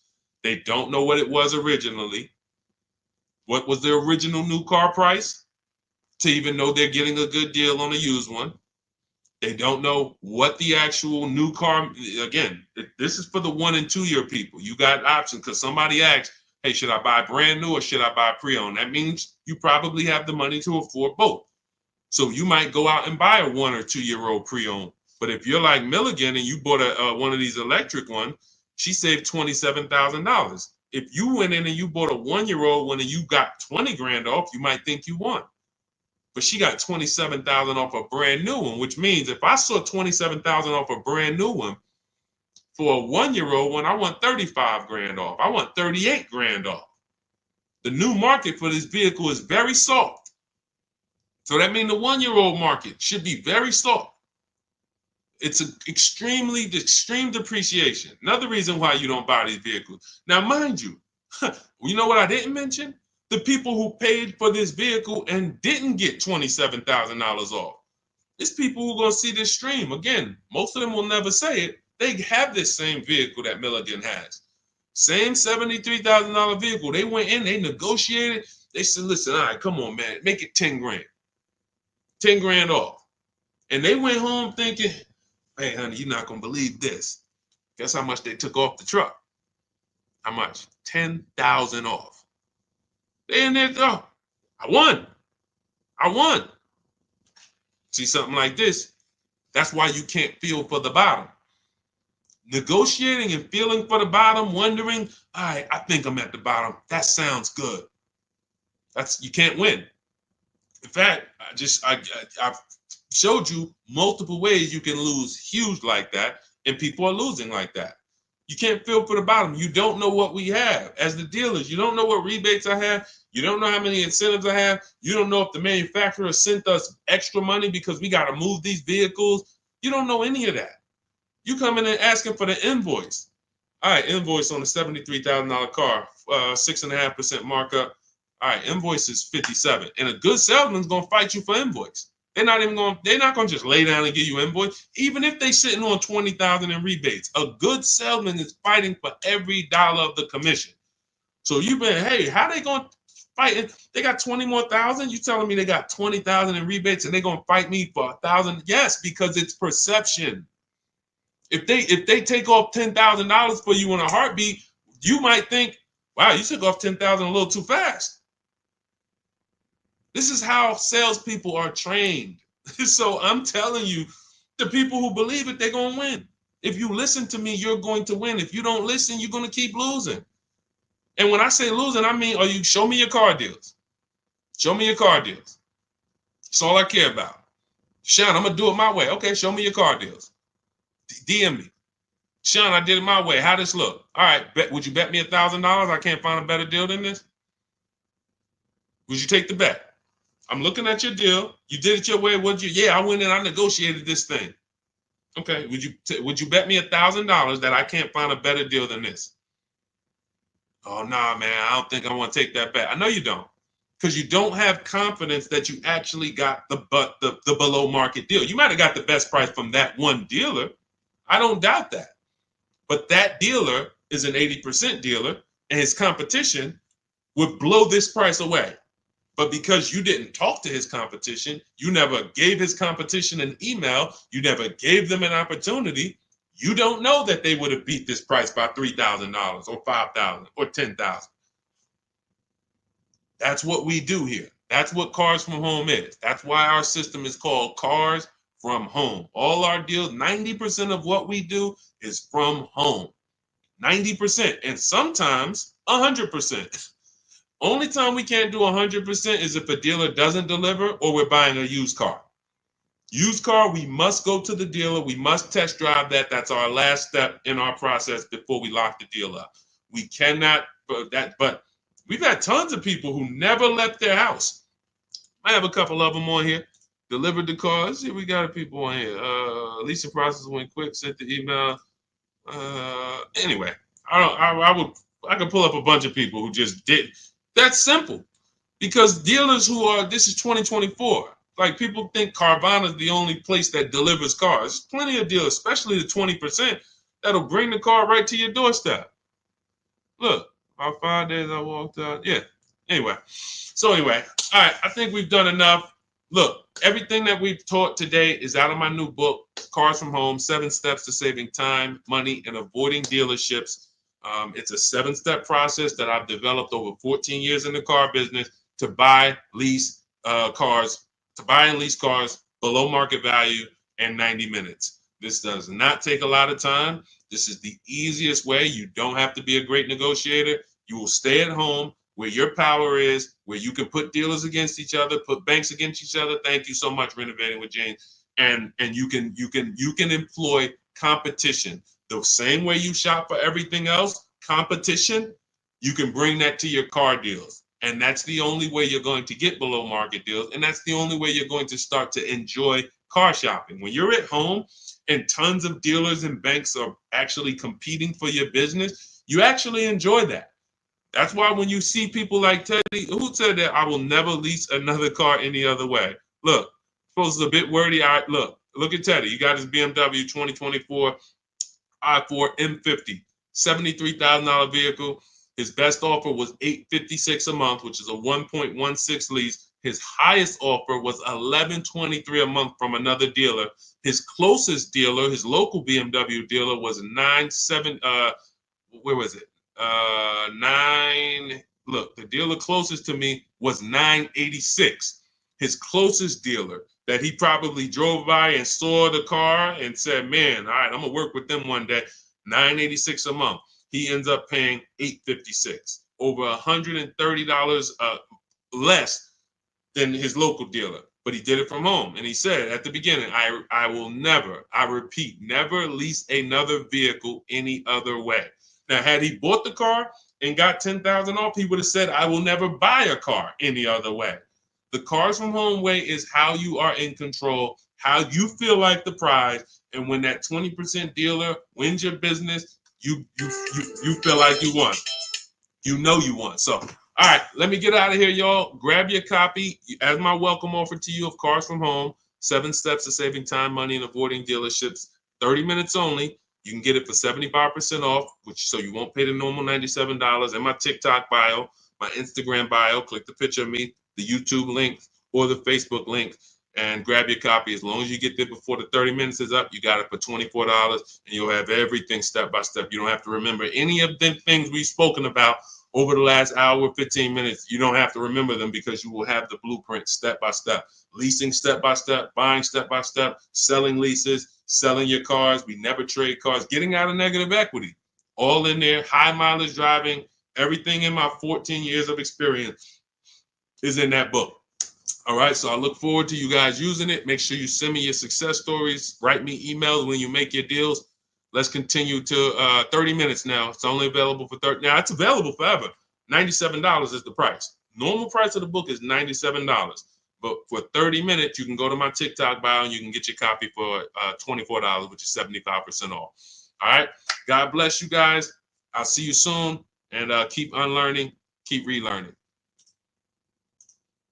Thank you. Thank you.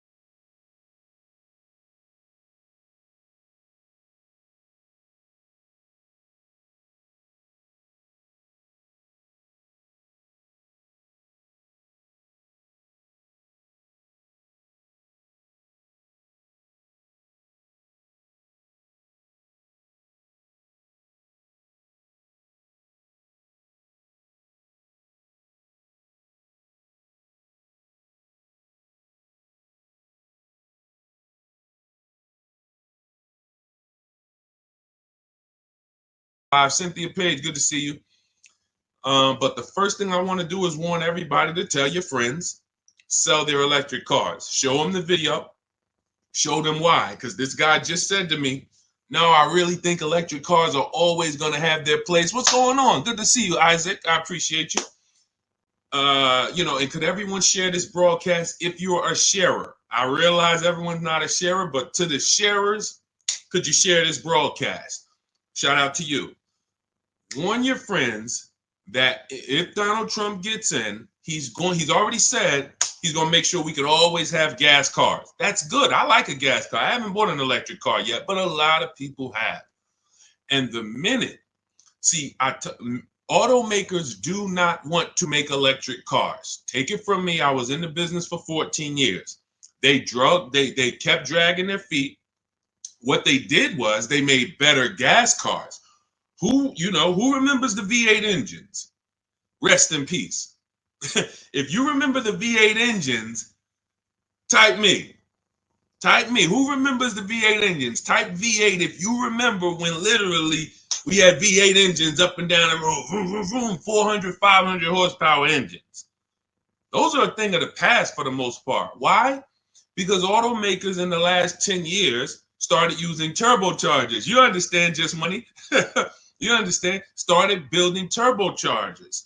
And what they started doing was saying we can actually make vehicles that are not as hard on the environment. They also will produce similar horsepower and more torque.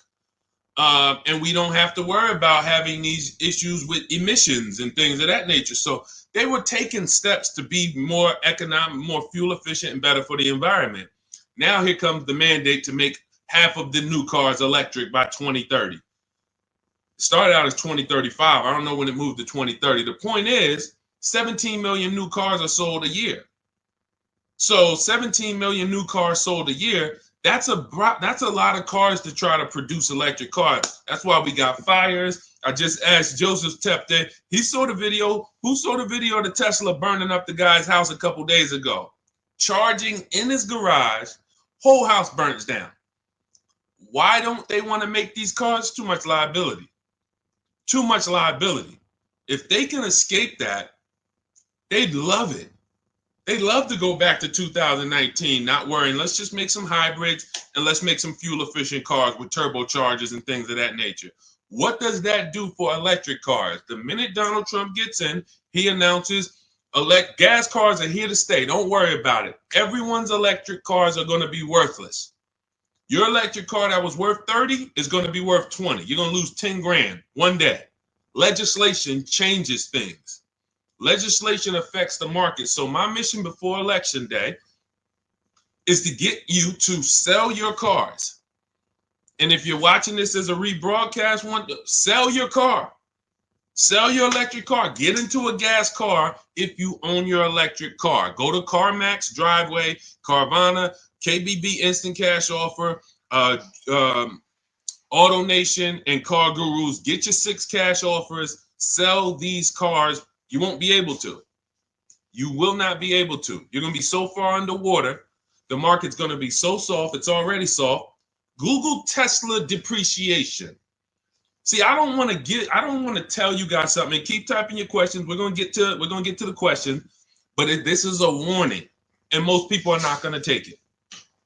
Most people, just like when I warned people in 2022, do not go out and buy these overpriced cars. Learn to shop so that you're not buying used cars that are going to be worth half because they were selling them all through the pandemic. 80% of dealers were selling used cars that were just 10, 20 grand more than what they should have been selling for. I told them, don't buy these cars, shop around. Now what we got?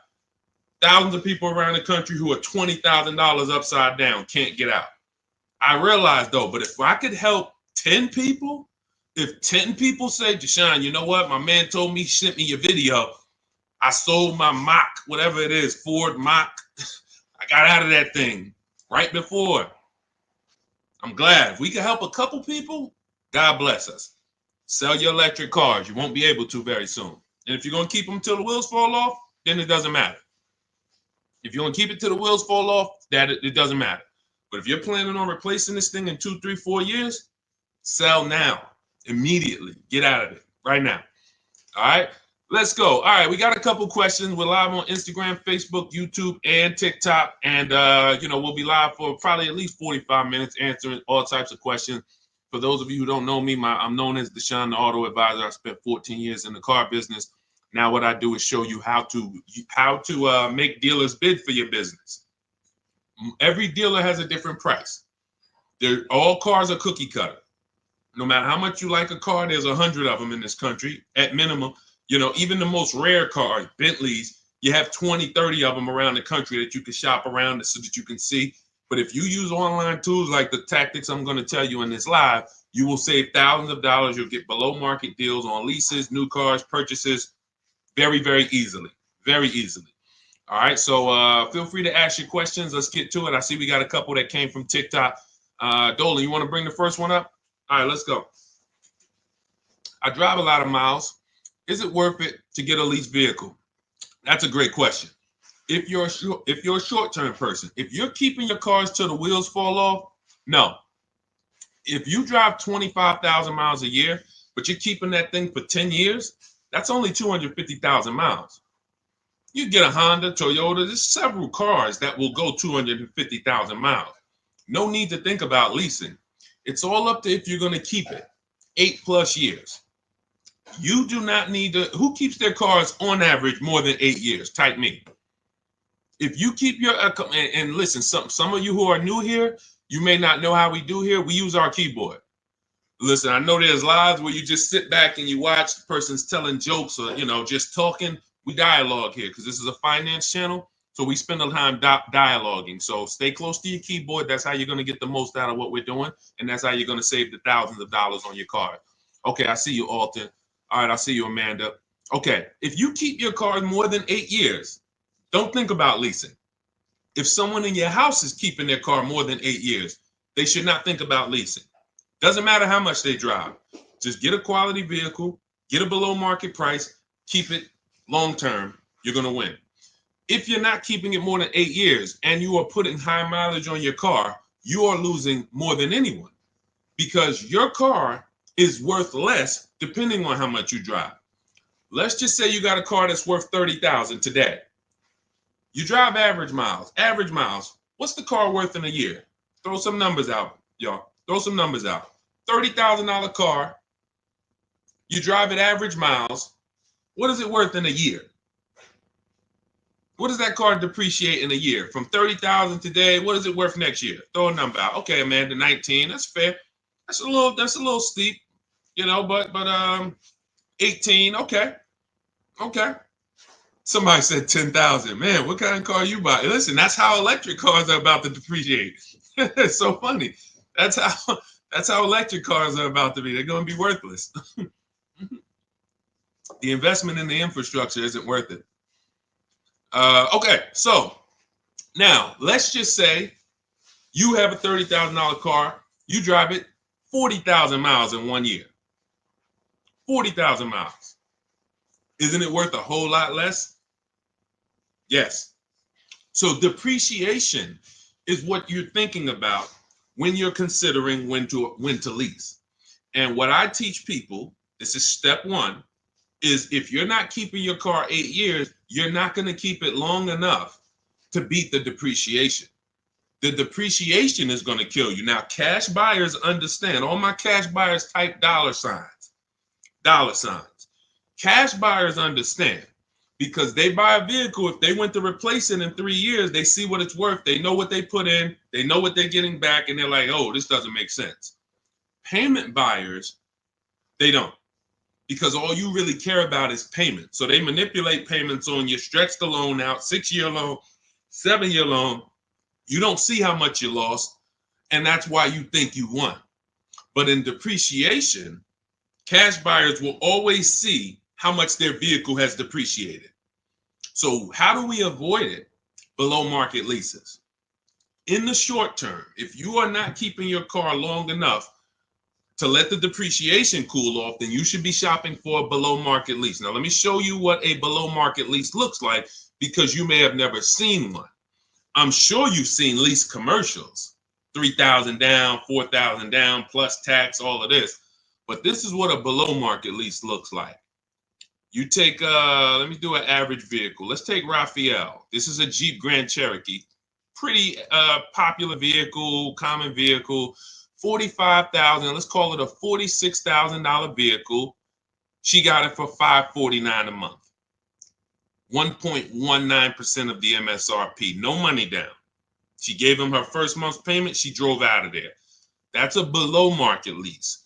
Let me show you another one. Look, India.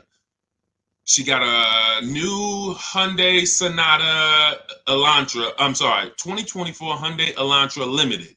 36 months, $365 a month, no money down. That's a below market lease. So the key, there's 3 prices, whether you buy or lease. There's 3 prices you can pay. Market value, that's for negotiators. They're going to feel for the bottom. They're going to try to get to the bottom, but they won't ever know the bottom. So they're going to pay market value. Above market value is for people who just can't negotiate at all. You just kind of close your eyes and can't wait to get it over with. And then below market value. Now, how do we get below market leases and purchases? Competition. Very simple. Competition. putting dealers against each other, buying cars like we buy TVs on Amazon, multiple offers, multiple options while we sit at home and let people bid and compete for us. That is below market shopping. Now, that's everything I teach in my new digital book. It's called Cars from Home, 7 Steps to Saving Time, Money, and Avoiding Dealerships. It's already 5-star rated. You can Google it. You can get a copy of it as part of my welcome offer for 75% off. It's normally $97, worth every penny. You can see all the reviews. But if you get to my TikTok bio, my Instagram bio, the YouTube comments, or the Facebook comments before 30 minutes is up, you can get yours for $24. That's 75% off. So you go activate your link, click the link in those bios or in the comments, and you can get a copy for 75% off. And you'll have everything I teach in a step-by-step way to getting these deals. But for sure, to just sum up your question and keep typing your questions, everyone, we'll get to as many as we can. If you're not keeping your car 8 years, you should be shopping for a below market lease, no matter how much you drive. Only caveat is if you're doing Uber or something where you can't predict your miles, the more miles you drive, the more money you made. That's a different structure. But it's just if you're in a sales job or you're a realtor, no question about it.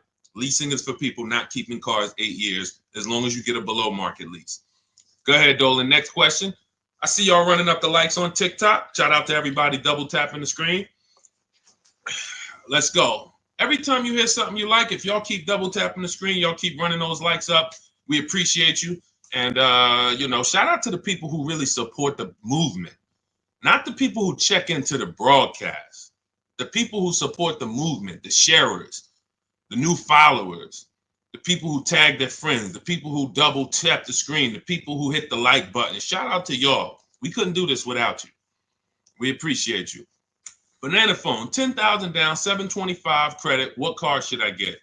It's a lot of them out there, man. Pick one that you like. And first things first, decide how are you. You already have the credit to buy or lease. I would really consider, see, that 10 grand down is how people, that car, if you don't buy a car right, which means you lease it, you buy it, but you should have leased, that 10,000 is going to be absorbed into that car. It's literally going to be sucked from your bank account into the car. You're not getting it back. You're not getting it back. So I'll give you an example. If we look at Zafrina got a $65,000 vehicle. No, that's Teddy. Let's use Teddy. $73,000 BMW he got. He put no money down. His payment's $856 a month.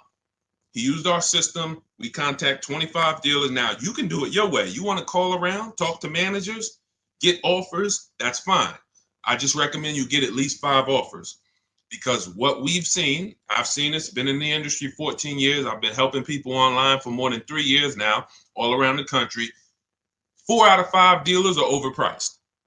So once you get your offers, you need to get at least 5 for you to get the below market offer. But now he comes and he gets $856 a month, no money down. His highest offer was $1123 a month out of all the offers he got. He said he got 10 offers from home. That's why our system is called Cars from Home. We don't need to be in dealers to get below market deals. So if he had bought this vehicle, even if they gave him a big discount, instead of 73, let's say he got it for 63. Let's say he got 10,000 off. Let's round it up to 65, even though the taxes would be more than that. Let's round it up to 65. Every $5,000, I need my people who know this to get ready to type this. Every $5,000 that you borrow on a loan is about how much per month? Every $5,000 that you borrow on a loan, and I'm going to hop on Instagram because I want to see these comments. Thank you, Anthony Austin. Shout out to the people who tapped in. So check this out. If it's $100, it's $100 per month. So now, even if they got a new car, a big discount, $65,000, he's paying $1,300 a month. He's leasing it for $856 a month. So you can't make that make sense. There's a saying, it's taken off the last couple of years that math is not mathing. If I'm driving the same BMW as you and I'm paying $856, you're paying $1,300, you lost. Can we agree? Agreed? Can we type agreed? If two people are driving the exact same car out the dealership, one's paying $856, no money down. One's paying $1,300, no money down. Can we agree to $1,300 loss? Can we agree? Agree, right? Okay, so this is deal structure. This is deal structure. Now, mind you, think of the scenario I just used. $73,000 vehicle. He got $10,000 off of it. That would be a good discount. I think anybody would feel good if that was the below market offer on a BMW, 10 grand off. I think anyone would feel good, man. I saved 10 grand off this thing, but you still lost. You're paying $1,300 a month for 5 years. This person paying $856 a month because you structured your deal incorrectly. You put it on the wrong foundation. Now, if you're going to keep the BMW till the wheels fall off, then buy it.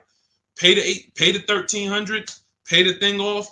And then you got a BMW that's paid off. You can keep it for 8, 9, 10 years. If that's the strategy, forget about leasing.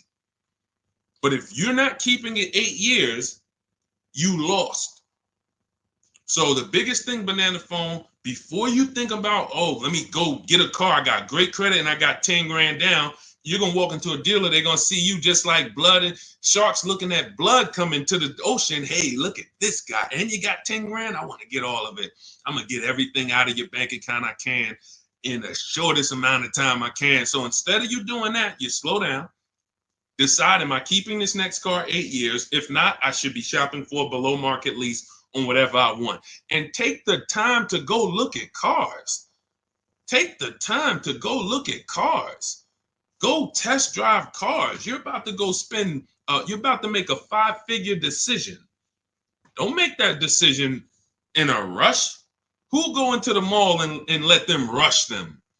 I wish I would go into the mall to spend $30,000 and they rushing me. Hey, we close in a couple, come on now. So, that's why we're different. You go and test drive these cars. The only thing you want to do on our test drive process is test drive and leave. Get the card. Thanks a lot. Leave. Thank you. Leave. We never talk numbers in the dealership. So if you want a step-by-step process of how we do this, you can grab my new digital book, 75% off. It's called Cars from Home, 7 Steps to Saving Time, Money, and Avoiding Dealerships. Everything in there about below market leases, below market purchases, below market used cars is in there in a step-by-step way. But the first thing you want to do is ask yourself, how many years am I keeping this next car? If it's not 8, you should be shopping for below market leases, or somebody's going to get all that 10 grand out of your bank account. It's going to go into theirs. Go ahead, Dolan. Next question. Keep typing, y'all. We'll get to as many as we can. Shout out to the people on Instagram. Shout out to the people on every platform that's tapped in. Shout out to the sharers. Thank you to everybody who shares the broadcast with somebody. We cannot do this without you, and we appreciate you. Let's go. When should I tell them about the GM Family First discount? As soon as you're getting your offers. As soon as you're getting your offers. Now, let me tell you something about the people who have GM Family, X-Plan Ford, Mercedes Fleet, any special pricing where you think it's going to eliminate you needing to shop around. You're going to leave big money on the table because 4 out of 5 dealers are going to lie. That's just what we know. Not just because I'm not saying that because I was in the business. I'm saying that because I have people all around the country who we shop together. So we have real-time data to show 4 out of 5 dealers on average is going to lie. They're not going to give you the GM price. If they give you the GM price, they're not going to give you any rebates they may have because they'll love for you to come in. That's why when you come in and say, hey, get me to the invoice price, we got a deal. Love it. You didn't know I got $3,000 in rebates. Just get them the invoice price, show them the invoice, write it up, deliver the car. Love it. So what you need to do is you need to shop around, get multiple offers, tell everyone who you're getting an offer from, you're a GM supplier or GM family, and then look at the offers while they're in front of you, while you're at home. Because you cannot depend on someone to say, here's the GM price. What other offers? What if there's $5,000 rebates? What if there's $1,000? They're not, if you didn't ask for that, they're not going to volunteer it. So when you're at home, you sit down, we contact 25 dealers. In my book, I have a system where I teach you how to go online, contact 25 dealers in 20 minutes using my email scripts, and you're going to get 5 offers in about 48 hours. It's constant. It's a system. It's the McDonald's system of car buying. Now, if you want to do it your way, you call around. What I'm telling you is get 5 offers, because that's the only way you're going to prove to yourself that dealers are overpriced, and you need to get 5 offers. See, like we said about Teddy's deal, his best offer on his BMW is $856. His worst offer is $1,100 plus. That was a dealership consciously wrote, "Hey, Teddy, that's our best offer, man. $1,100 plus a month," which means they ain't worried about selling that car to Teddy. Somebody else walks into the dealership and wants that BMW, they're going to sell it to them for $1,100. They'd rather not sell it to Teddy because they know someone's going to pay us $1,100 for this BMW. Unfortunately, some person who doesn't know what they're doing, they'll call him a sucker. Some sucker's going to come in here and pay this. This is our price. We don't care if Teddy doesn't want to take it. No problem. Someone else is going to pay it. So this is why we must shop around, because you don't know if you're dealing with what we call an 80% dealer, which are overpriced no matter how much you negotiate, or are you dealing with a 20% dealer? The only way we know that is by looking at all their offers, getting at least 5, and then picking the below market offer. Okay? All of this is in my digital book if you want the blueprint. It's called Cars from Home. You can Google it. 7 steps of saving time, money, and avoiding dealerships. It's already 5-star rated. Thank you to everyone who's reviewed it. And as part of my welcome offer, you can get yours for 75% off. In my TikTok bio, click that link, the Instagram bio, the YouTube comments, or the Facebook comments, and you'll have it in your inbox in about 2-3 minutes. You'll have a permanent blueprint for how to get these below market deals from home. You won't be spending more than 20-30 minutes in a car dealership. And we never talk numbers in a dealership, ever, ever. Never talk numbers. You need to have a deal by the time you get to the dealership. If you're talking numbers trying to get a deal in the dealership, that's never what we teach. We never do it. You have no leverage there. The car dealer has all the leverage, and you're emotional. No matter how much you try not to be emotional, the car is next to you, it's outside, you're emotional, and that's all going to work against you. Go ahead, Dolan. Keep typing your questions, y'all. We'll get to as many as we can. What is a below market lease? 3 prices. Above market value, below market value, market value. What are average people paying? That's not a deal. If you walked into anything, anywhere, and you paid what most people pay or the average price paid, it's not a deal. It's average.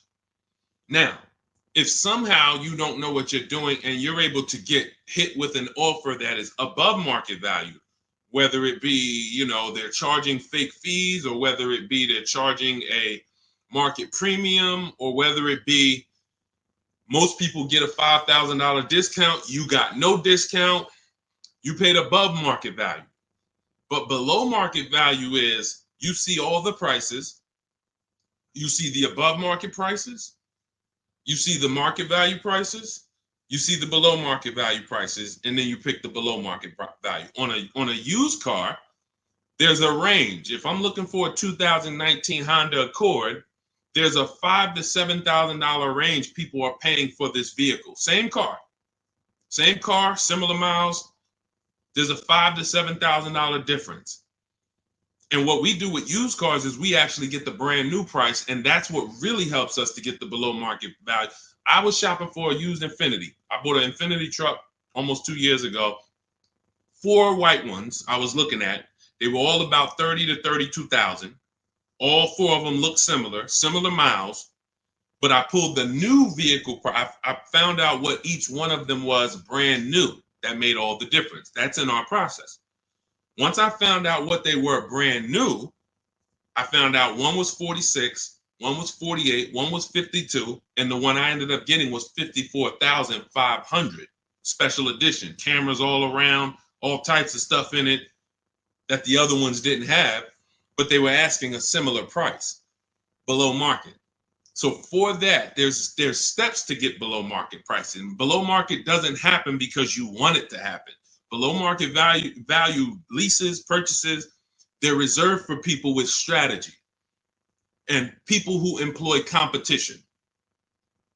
You don't get below market deals by negotiating for them. It's competition. Looking at all the competition, You make your decision. You're probably getting below market deals on your TVs you buy because you're going to go to Amazon, Walmart, Best Buy. You're not going to, but don't you see, whenever we buy these TVs online, don't we see higher price TVs? Right? Right? Who's bought a TV in the last couple years? Say last 5, 7 years since Amazon has been it's been bigger longer than that. But who's bought a TV? A lot of people, right? Like, okay, we got a lot of people who bought a TV. When you got your price, didn't you see other TVs that were $200, $300, $400, $500 more? Someone's buying them. Someone's buying them. You go into Walmart, you see TVs that are lined up that are a whole lot more. Man, these TVs overpriced. Someone's buying them. So that, especially with cars, though. And that's why you have to prove to yourself what below market deals is by shopping the market. And, you know, we feel we have the best system to do that because we've helped more people do it than anyone. There's no one who has an official system for putting dealers against each other and creating competition like what we do, the Cars from Home system, be it in my book, be it in my coaching program, depends on how you like to learn. But all that info is in my bio. For those who want to know about my coaching program, where you want videos and you want to work with me directly, you can go to shopwithdeshone.com or you can go to my bios there. I don't care how you do it. And I'm going to continually say this. I don't care if you don't do anything, if you don't do it my way. But if you call around and you get multiple offers and you want to talk to dealers, I don't care. My biggest thing is you pay below market value. That's all I care about. I'm just going to give you my options on if you want to do it my way without talking to dealers. Here you go. But the biggest thing is do it. Okay? Go ahead, Dolan. Shoot the next one up. Let's go. Keep typing your questions. EHH, good to see you. Bernie Watt, shout out to the people checking in on TikTok. I see you, Nans. Good to see you. Good to see you, Michelle, 423. High mileage driver, limousine service. Should I do a used car lease? Not really used car leases out there. You're going to see people have tried it. Lexus tried it. BMW tried it. But we can't employ competition because there's not a lot of options. You're going to find that in a lot of cases, you know, used car leases can be, you know, they're made up prices. It's tough. It's hard to know if you're overpaying.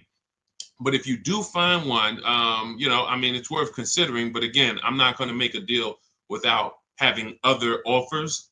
So 99 times out of 100, leases are brand new cars. And I don't want to assume anyone knows that. So that's a good question. Leases are brand new cars. That's another benefit of leasing. You're driving brand new cars. You're the first owner. You know, brand new car smell you're getting every 3 years, and you're paying cents on the dollar compared to what people are paying to purchase them, as long as you're getting below market leases. So, so if you know how much you're going to drive, I will be leasing. If you know I'm going to drive 25,000 miles a year, I'm going to drive 20,000 miles a year, in most cases, then I would be leasing. Now, if you go below that, you could always sell the lease. I know some of you don't know about, most of you probably don't know you could sell leases. We've been doing it for 3-4 years. It's always been allowed. But, you know, during the pandemic, I saw the opportunity for us to make thousands of dollars selling our leases, and made lots of videos about how to sell leases. And a lot of people came and sold their leases when the market was hot and high. And some people made $7,000, $10,000, $12,000, $15,000 selling their leases. So although values are not that high, we still do a check before we return our lease. So if you're under miles, or for those of you who you only drive 5,000 miles a year, the minimum lease might be 10. You're just going to sell that lease at the end and make money on it. So, you know, this is all in my book. That's step 2. We call that the equity assessment. We never return a lease without doing an equity assessment to find out if the market value we could sell it for is actually higher than the payoff amount. So, but yeah, what I would do is I would spend the time considering, can I plan my mileage? Can I predict it? Now, let's say you can't. Let's say you're like, Deshone, you know what? Some years I'm going to do 20,000 miles. Some year I'll do 40. Then I wouldn't tell you to lease. I would tell you to make sure that your loan, I want you to forecast. See, with a depreciating asset, what the people who learn from me, you're learning to forecast. You must forecast with a depreciating asset because you lose in the short term. When you buy it, you lose. So if you went to buy a stock and they said the stock's going to drop in the short term, But in the long term, it'll come back. In the long term, it actually makes a then picture you trying to buy them and flip them in 2, 3, 4 years. You're gonna just lose money, lose money, lose money. That's what people do when they buy cars that they only plan to keep for 4, 5, 6 years. You're losing in the short term. The depreciation is killing you, and it's killing your finances. So now you forecast out. How long am I going to keep this car, this limousine? You might say, all right, 4 years, I'm going to turn it. Your loan shouldn't be more than that. You should always, and this is for Uber drivers, Turo drivers, people who can't predict their mileage, always plan to take a loan that by the time you go to replace the car's paid off. Because what a lot of you are doing is you're taking regular loans, like average people like us, 5-year, 6-year loans. But you're not an average person. You're running a business. When you take a 6-year loan as an Uber driver, and you look up in 3 years and you have 120,000 miles on your car, now you're like, okay, I think I want to replace this next year. I'm going to get me a new one. Now you're going to have 150,000 miles. Problem is your loan is still $10,000, $12,000, $15,000 that you're going to owe. So you pushed your losses to the back. You looked at the monthly payment. If you'd have just took a 2-year shorter loan, 4-year loan instead, yeah, but the payment's going to be $700 instead of $500. Okay, $200 more a month, but 4 years, you have no negative equity. Not only do you not have negative equity, you got an asset that you could probably sell for $5,000, $6,000. Instead of, oh man, all right, yeah, my payment was $200 a month less, but then when I go to replace the car, I got 15,000 negative equity. So you're jumping over dollars to keep the pennies. That's what you're doing. So your loan should match the time where you're going to replace your inventory. Okay? Good rule of thumb. Go ahead, Dolan. Next question. Carla, thank you for sharing. I see you. Shout out to the sharers. Shout out to everybody running the likes up on TikTok. Appreciate y'all. It's just good. I just want to show my appreciation to the people who help move this broadcast forward and help us spread this message. We can't do it without you. That's all I want to just say. Go ahead. Matthew Williams, when buying a vehicle, is your credit score taking a hit? And how often are they checking your credit? So we teach something called the bank bidding war. In my book, when you get my book, you get the bank bidding war blueprint because I haven't added it to my book yet. I see you, Pool73 on Instagram. We got you. Make sure you pull Pool's question in.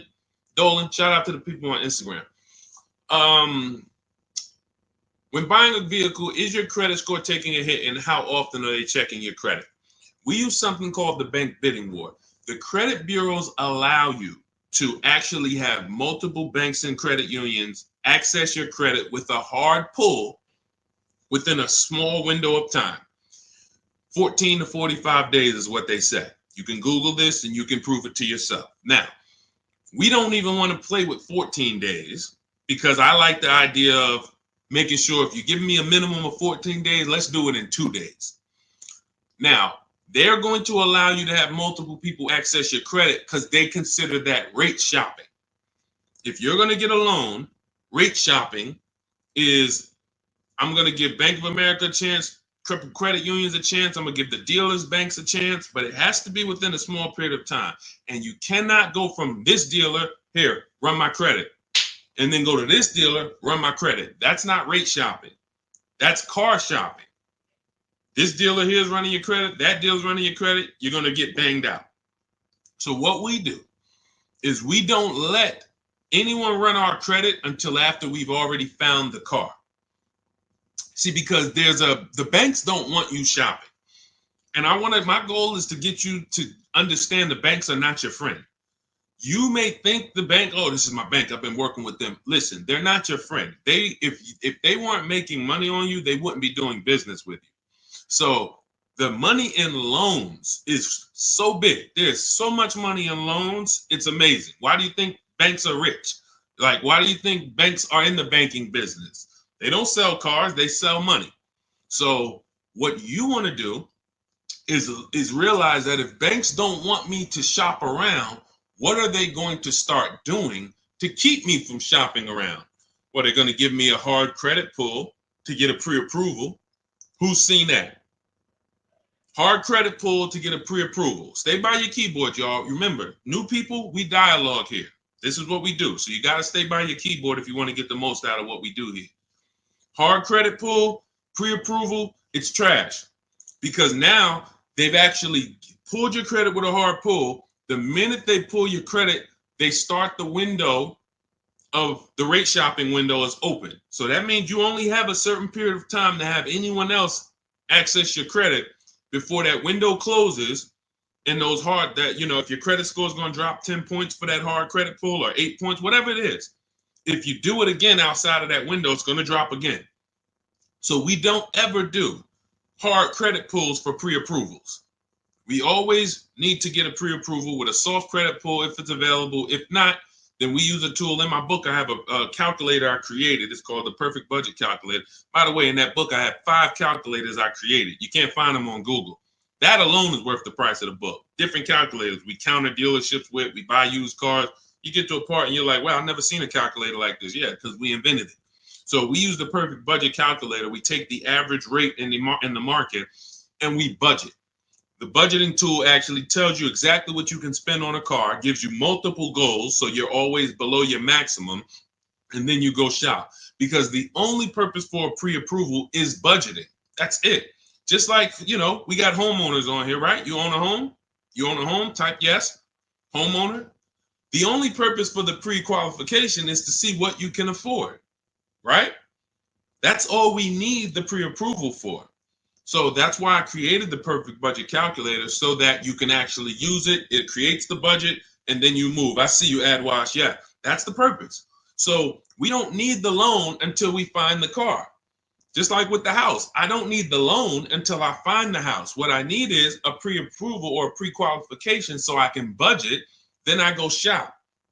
Once we find the house, or find the car rather, that's when we now come home, we bring that paperwork home, and we let all these banks and credit unions bid, and we compete and let them compete. This person's going to give you 7%. This person's going to give you 5.9%. This person's going to give you 9%. And all of these people are going to compete, and then we let the dealers compete, and we see who wins. We never pick anyone to do our business with until they win a bid. That is the Cars from Home system.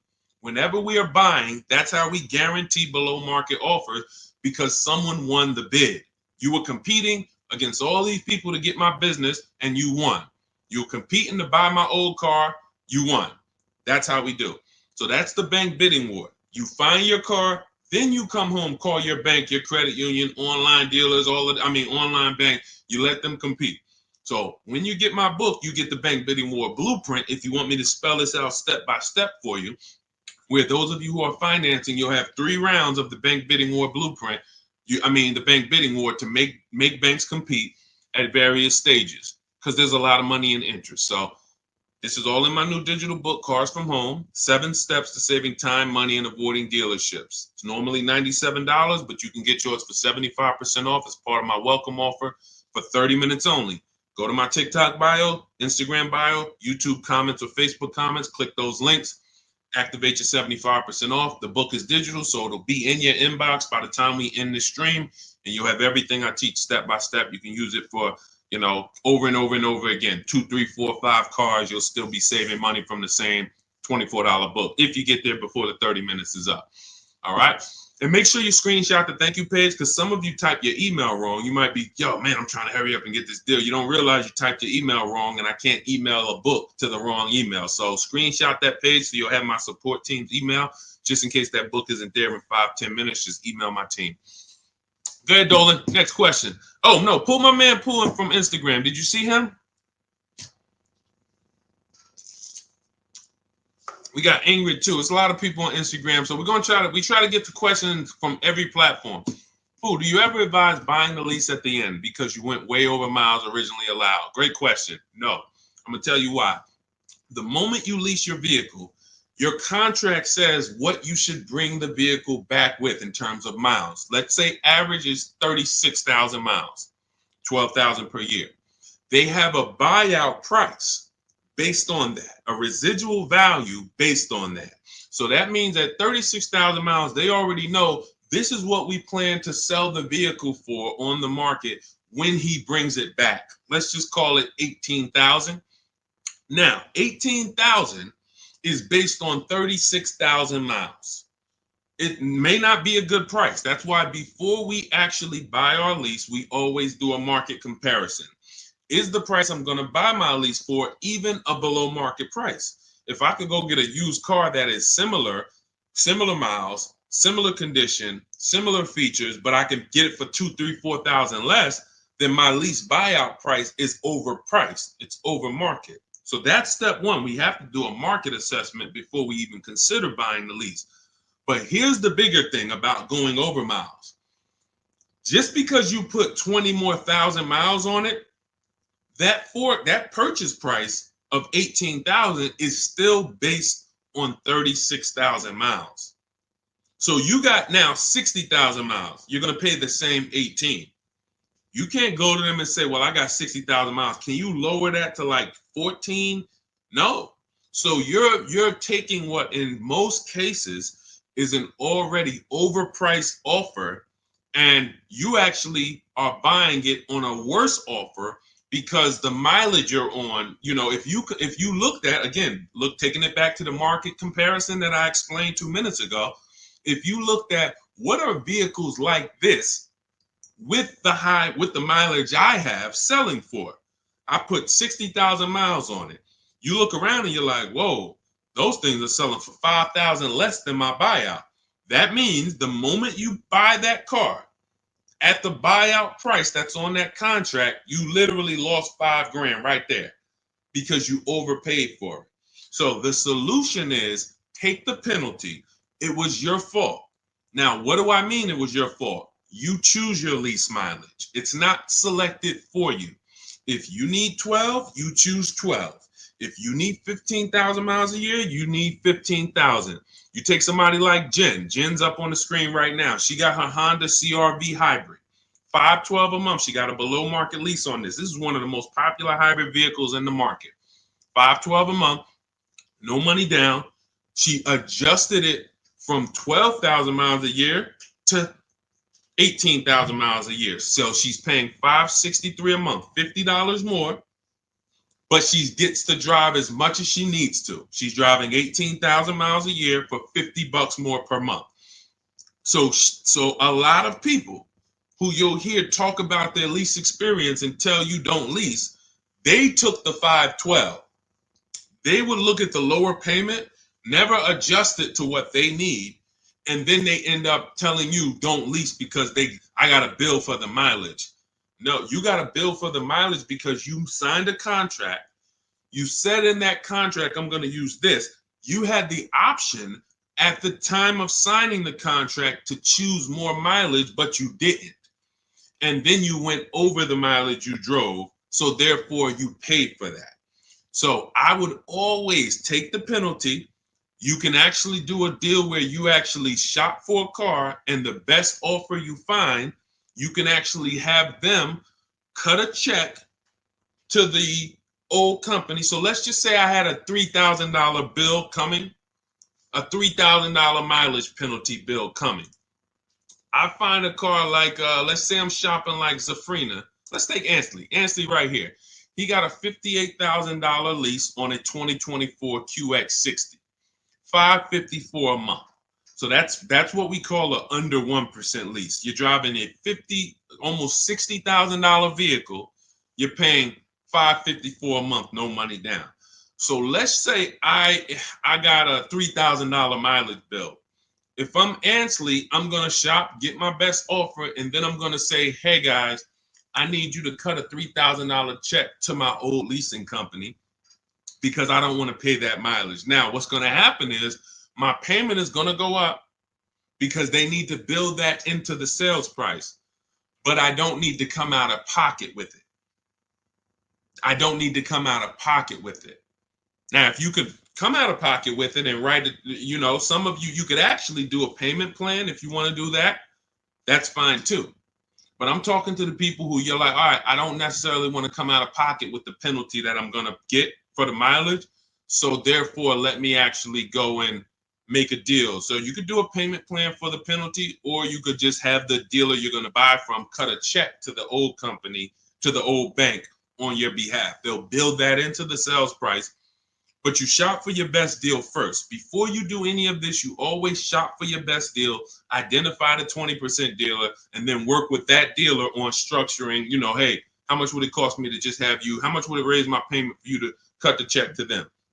Okay. And also, we do an equity assessment, Pooh. Step 2 in my book. Call your leasing company, find out what your payoff is. Go to our 6 sites, not our 6 sites. Go to these 6 sites we get offers from: Carvana, Driveway, Kelly's Blue Book, Instant Cash, CarMax, Car Gurus, and AutoNation. Maybe you can sell the car and come out with a lower penalty based on selling the car. Because if you sell the lease, there's no penalty. So, but if you could sell it for 20, but you owe 8, but you owe 21, then you just cover the difference and you pay the 1,000. So again, this is how we work with people. There's a reason people work with me. I'm not just a regular guy, and thank God I spent a lot of time learning this business, and I spent a lot of time in dealerships people can't work at. That's really the fact. A lot of the dealers, when I went to Mercedes, Ray Catena, if I hadn't worked at Ray Catena, I wouldn't know this. I went from being a GM salesman to Ray Catena said, listen, if you're going to work here, we don't have finance managers. You're going to be the finance manager. You're going to have to get the customers approved. You're going to have to understand the rates residuals. This is stuff I didn't do at GM. And so I thank God that was a blessing for me to start my career with Mercedes at Ray Catena. Yankee Stadium, top 3 dealers in the country. So when car salesmen hear me talk, it's like they don't understand it. And I get it. They're not trained the way I was trained. They didn't work where I worked. They were trained to just go get the numbers from the manager. That's why I could explain this from a financial standpoint. And this is what we do. So if you want to understand more about, you want the step-by-step blueprint, grab Cars from Home, 7 Steps to Saving Time, Money, and Avoiding Dealerships. That's my new digital book, 5-star rated. You can get it for 75% off. It's normally $97, worth every penny. But as my welcome offer to you, you can get it for $24, 75% off if you get to my TikTok bio, Instagram bio, YouTube comments, or Facebook comments before 30 minutes is up. Once 30 minutes is up, price goes back to $97. Welcome offer is gone, and it's still worth it. If I miss the welcome offer, I'd still be grabbing it because, again, the $24, the $97, the thousands you're going to save on this, the first car, avoiding mistakes and getting below market deals, you'll 10x. Minimum, you'll 10x what you invest in the book. Minimum. It's not even a question. All right. And let's go, Dolan. Keep it going. Great questions today. I'm really liking this. If you're getting value out of the stream, y'all type some dollar signs. You're getting value out of what we're doing. What's up, Leo? What's up, Rick? Shout out to the people tapping in on TikTok. Shout out to the people running the likes up. Y'all keep running the likes up. Every time y'all run the likes up, y'all let TikTok know that we're talking business over here and that they need to get more people over here. So every time you tap the screen, some of you like, how do we run the likes up, Deshone? Just double tap the screen. Just double tap the screen. Yeah, shout out to everybody who is supporting the broadcast. Let's go. Go ahead. All right. And you know what? And I usually look, and here's the thing. I'm going to tell y'all this, and I just thought of this. I'm going to give and prioritize answering questions from the platforms that are the most engaged. Because I see we got people on every platform: YouTube, Facebook, Instagram, TikTok. People not engaged, and they not. Look, I see a lot of people on Instagram commenting, liking, sharing. I see a lot of people here. Dolan, when we see the question, when we see people engaged, because people be sitting back on the, playing video games and got us on the same time. We got to give our attention to the people who like, yo, let's go. We over here. Thank you, Big Mike. Shout out to the sheriffs. I see you on TikTok. Go ahead, Dolan. All right, here we go. When you lease, can you only deal with that dealership? Well, we never lease without a dealer winning the bid. So I want you to think about it like this. Whatever car you choose and you want to lease, that dealer, that car is all around the country, sprinkled all around the country. That dealer might have more than one, but in the state alone, there might be 10, 15, depends on the car. Now, when you look at the car, do you have to realize it's like when you go into the store and you're looking at spaghetti sauce. You go in the ShopRite, spaghetti sauce is $4.99. You go into Pathmark, it might be $6.99. You go into Stop and Shop, it might be $5.99. The exact same brand, same product, but it's a different price. You go on Walmart.com, you see it's on sale today for $2.99. Different prices at different places. So you don't have to service from there. Whoever wins your bid to buy your car, you don't need to service from there. You literally can buy from who wins the bid. You service from where it's the most convenient. If a dealer an hour away won the bid, that's who you buy from. But that you could service right up the road. Okay, I don't know if that was the question you're asking. If you want to ask a follow-up, Ingrid, feel free to ask a follow-up. Go ahead, Dolan. I see you. She's like, I'm paying attention. Car Merch Corner. Is it a good deal for $13,000 off an MC20 special?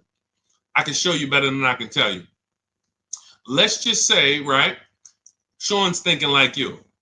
Sean's like, man, I got this dealer offering $13,000 off. That sounds good. Well, let's look at his F-150 Lightning XLT. He ended up getting over $20,000 off, almost 21.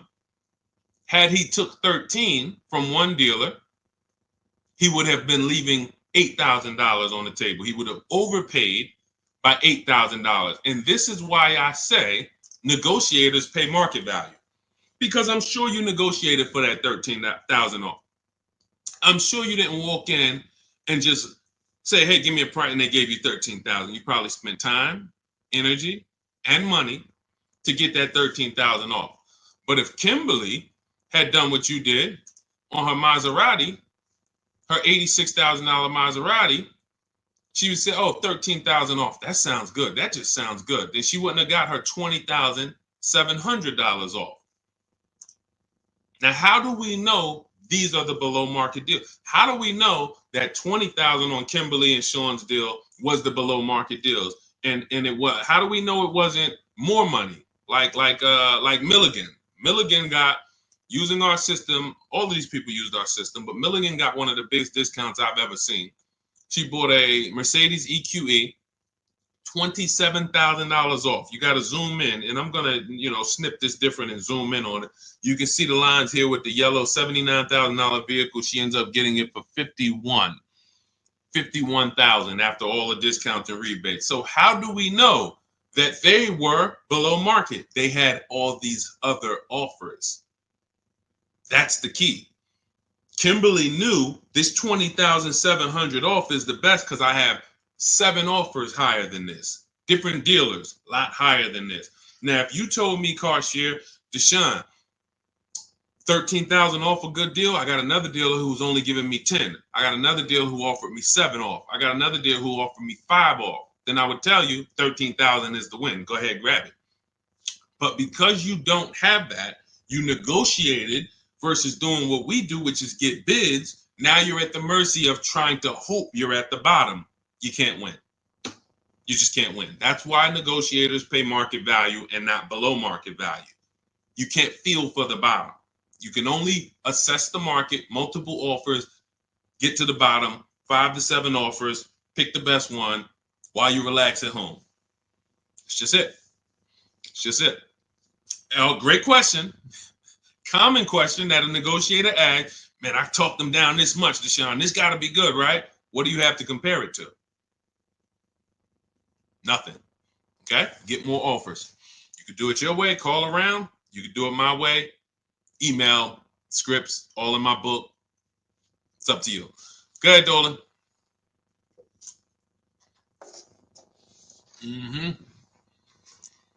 When over on mileage, does it make more sense to sell to a place like CarMax? I'm already over, so at this point, it's pay $7,000 or sell to someone else and have a $2,000 difference. My first lease, hard lesson. Great.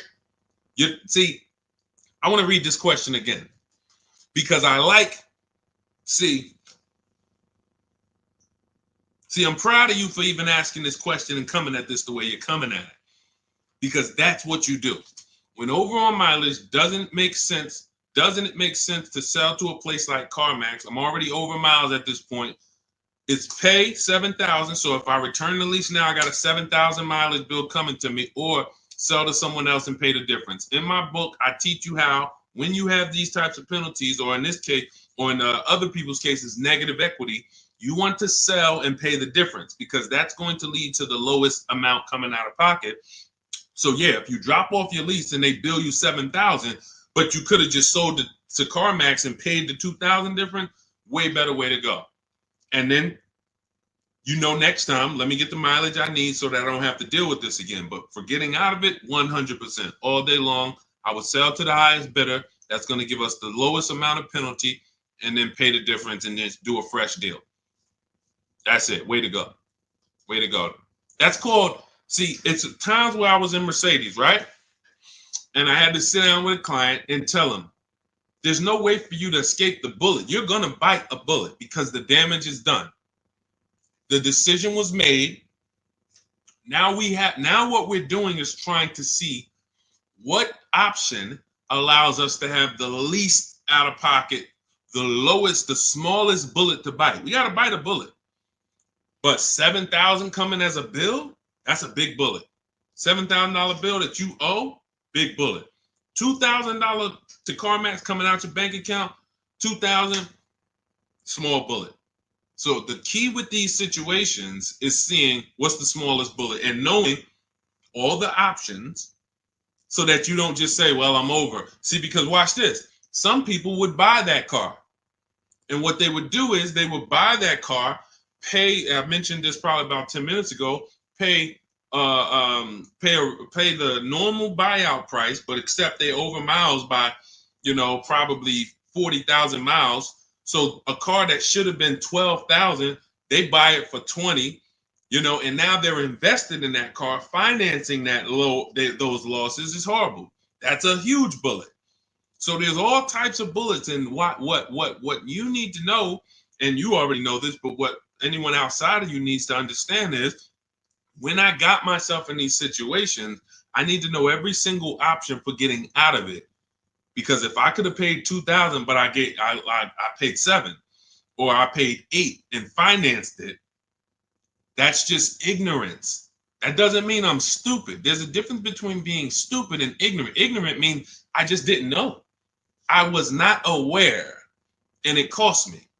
Now, Dave Ramsey calls it a stupid tax. I don't call it stupid. I call it you just didn't know. That's ignorance. That's why I make it my business to tell you all the options. In my book, I lay out all the options. And if you choose the wrong one or do the wrong thing, having all the information, now that's no longer ignorance. So great question. Great question. Go ahead, Dolan. Keep typing your questions. I see you, Shake Wash. Thank you. And it's Mercedes to my husband. Yep. As I said, you do private consultation. Shake Wash. We don't do private consultations. We have two things we do now. We have a do-it-yourself program. That's my book. This is great for do-it-yourself people who, Deshone, give me the blueprint. Give me all the steps. I will follow them to get the result. We have a done with you program where we work with people directly. And it's a different learning style. So instead of the books, we have videos and we have, I'm supporting people. That's a different learning style. You want to find out about that, you can go to my TikTok bio, Instagram bio, or Dolan will post a link, Shop with Deshone, in the comments on YouTube and Facebook. So it's all up to you. In the future, we're working on it right now. We tested it twice. We will launch a done for you program. That's coming. And the way we do it, we shop the entire market. We report the market to you, and then we choose the below market deal. Same thing I'm teaching you to do. So it's all up to, again, who the person is. But our mission was to be the most valuable company to the car buyer. So what we do is we take any style, and our mission is to put solutions out there so that anyone can get to, what they need to get to. So no one has an excuse. If Cars From Home is offering every single way, from an inexpensive way, do it yourself, to a little more of an investment, but it's supported because I don't care, because I know I'm going to save money, and the people around me know working with me, you're saving money. It's not even a question. That's what I'm known for. Before I came to the internet in New Jersey, my friends and family was calling me, listen, I need a car. Listen, they knew, call Deshone, call Deshone, call Deshone. Once I came to the internet, it's like, yo, I don't do that no more, family. Like, I love you, but I'm teaching people. I need thousands of people to know this information. So a couple friends and family said, all right, D, where do I go? What do I sign up for? All right, give me the book. So You know, so the mission is not changed. It's just now we have to help more people. So, but yeah, I mean, there's no one attached to me who knows me who would be like, yo, knowing Deshone hasn't saved me 10, 15, $20,000 just knowing him when it comes to this car stuff. That's what I hold myself accountable to. All right, go ahead, Dolan. Jason Simmons, should I pay for taxes up front on my lease or have it wrapped into the lease payment? I would always shop for a lease with no money down. We shop with only, this is the structure we use when we shop. First month's payment only out of pocket, because with a lease, you pay at the beginning of the month. So when you see these people, you know, India, when you see these people, Zafrina, Ansley, they all are, when they say no money down, they're paying their first month's payment and then they drive off. If we can get a deal, you know, between 1%, and a lot of these deals are under 1%. You know, some of these people got 0.88%. Zafrina on her Jeep, she got a 0.88% lease, $65,000 vehicle, you know. So what our goal is, you know, under 1.5% is the best offer after, because the lease programs change. So sometimes it's super, very, very hot vehicles, and, you know, the lease programs don't have much support. So your best offer is going to be 1.4. You're going to see other vehicles 1.5, 1.6, 1.7. You're going to see other offers, I mean, that are a lot higher, but the best dealer might come in at 1.4. Okay, if you really like that vehicle, then I would take it. There's a lot of other vehicles that offer more value to lease, because as you can see, if there's, you know, Charles got a Palisade, very, very hot vehicle. He got as a 1.25, I believe, 1.23, $48,000 vehicle, $597. That's a hot vehicle. Palisade has been hot. Kia Telluride has been hot. So to pay 1.4, 1.5, you have to really, really want that vehicle, but that's the cap. So if we find a vehicle, as long as it's under 1.5, it's good value. It's a deal. Lower the better. But down payment comes to affordability. That's all that matters when it comes to down payment. That's all. If you look and you say, all right, I shopped all my offers, I can see right. Let's just go back to Charles. Let's use Charles for an example on his Palisade. Let's say you're Charles. You use our system. You get all your offers. You see that your payment is $597 a month for this Palisade, $48,000, no money down. You might say, all right, I really want my payment to be, you already know this is a deal. It's already a deal. I could do no money down, but I want my payment to be really $500. All right, I'm gonna put money down and get it to $5. That's when you put money down. That's how you put money down. Money down is never buying your deal. And for too many of you, money down buys your deal, which is not a deal. You think, well, what's the payment if I put this down? You're not looking and basing it off of, man, I got a below market price. You're trying to buy your way into the deal. That's why when a car salesman talks to you, what's one of the first questions they ask you? When you look at a car, right? One of the first questions that they're going to ask you is what? Once you pick a car out, what are they going to ask you? Let's give everybody some time to type. What are they going to ask you? Thanks, AJID. I see you. Thanks, Big Mike. Shout out to the sharers on TikTok. And you know what? I might do this. We might prioritize people that share on TikTok. If you share and then you ask your question, you get first priority. Let me know if we can manage that, Dolan. Because I want to reward the people that share. Like, I want to reward the people that share. Good. Yes, how much you putting down? Now watch this. How much do you want your monthly payment to be? Yes, good one, Shake Wash. That's the related question, because the car salesman wants to see, are you a payment shopper? Am I talking to a payment shopper? A payment shopper is trying to get to a certain payment. They're not concerned with how much the car costs. You could overcharge me for the car. That doesn't matter. Get me to my payment. That's why being a payment shopper is a dangerous way to move. That's why the way we shop no money down, because it allows you to see what you're truly paying for the car. So now when we consider that there are going to be people who want us to get into monthly payments, now they're trying to get us to realize, well, you got a deal because I got you to your payment. No, you didn't. The deal is, did you pay market value, below market value, or above market value, regardless of the payment?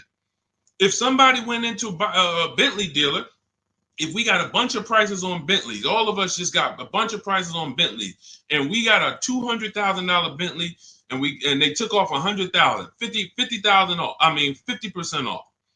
We'd all be looking like, wow, okay, out of all these offers, that deal, I mean, this is it right here.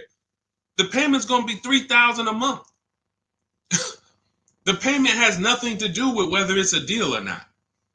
So when we look at putting money down, it is only for our affordability. The deal process of getting a deal has nothing to do with the process of monthly payment association. Nothing to do with it. We need to find the dealer who's going to sell us the car for the lowest amount of money. If I'm buying a pre-owned car out of a 100-mile radius, what dealer is going to sell me the best pre-owned car for the lowest price on the market? If I'm leasing a Honda Accord, what dealer is going to sell me the Honda Accord within a 100-mile radius for the lowest price? If I'm buying a brand new, Kia Telluride, what dealer within 100 miles is going to sell me the Kia Telluride at the lowest price? If I'm getting a loan, what bank or credit union within 100 miles of me is going to give me the lowest rate on the market? If I'm selling my car, not trading, I got this old car, I need to replace it. I'm not trading it into a dealer. What company that buys cars, pays cash, is going to pay me the highest amount for this old car? Y'all clear? This is bidding. We have a bidding system. That's what Cars from Home is. So if you want to know all of this, you want the entire blueprint, everything that Jafrina and Teddy and Jen and all these people I've showed, Raphael, during the stream have used to get to their below market deals, you want to grab your copy of Cars from Home, my new digital book, 7 Steps to Saving Time, Money, and Avoiding Dealerships. It's normally $97, but my welcome offer to you for the next 30 minutes, 75% off. You can get your copy for $24 if you get to my TikTok bio, my Instagram bio, the YouTube comments, or the Facebook comments before 30 minutes is up. You'll pay $24. Make sure when you get your book, you screenshot the thank you page. The book is on the thank you page. You'll see a link that says open the book below, and I also email you a copy. But sometimes you're just moving too fast. You type your email wrong. We can't email a book to an incorrect email. So if that book isn't in your email in 5-10 minutes, I want you to email my support team so they can get your book to you, and you'll have these strategies for the rest of your life. And shout out to everyone who's reviewed the book. Use it. Make sure you email me your deals when you make them. Send me send me the list. Hey, D, look at what I got, man. I got all these offers. Look, man, and I know you did it when you say, hey, I did it. 90% was from the house. Soon as I know the people who use it, because the minute I've seen people who say, man, I went in the dealership, I used all your stuff, and I got this deal. No, you didn't. Sorry, somewhere along the lines you missed it. You might have been trying to go off my social media videos, but you didn't use our system because we're not making deals in the dealership. When I see people that say, yeah, man, the dealer 45 minutes away, I had to drive to get this. There you go. You use the system. When they say, yeah, I did this all from home, they even delivered the car to me. Yeah, you use the system. And you say, man, I looked at 17 used cars. I narrowed it down, and this one had this original price. Yeah, you use the system. It's stuff I hear that I could tell when people use the system. So go grab your copy. Shout out to everybody who checked in. We'll see you on another stream. Keep on learning so that you can relearn. God bless.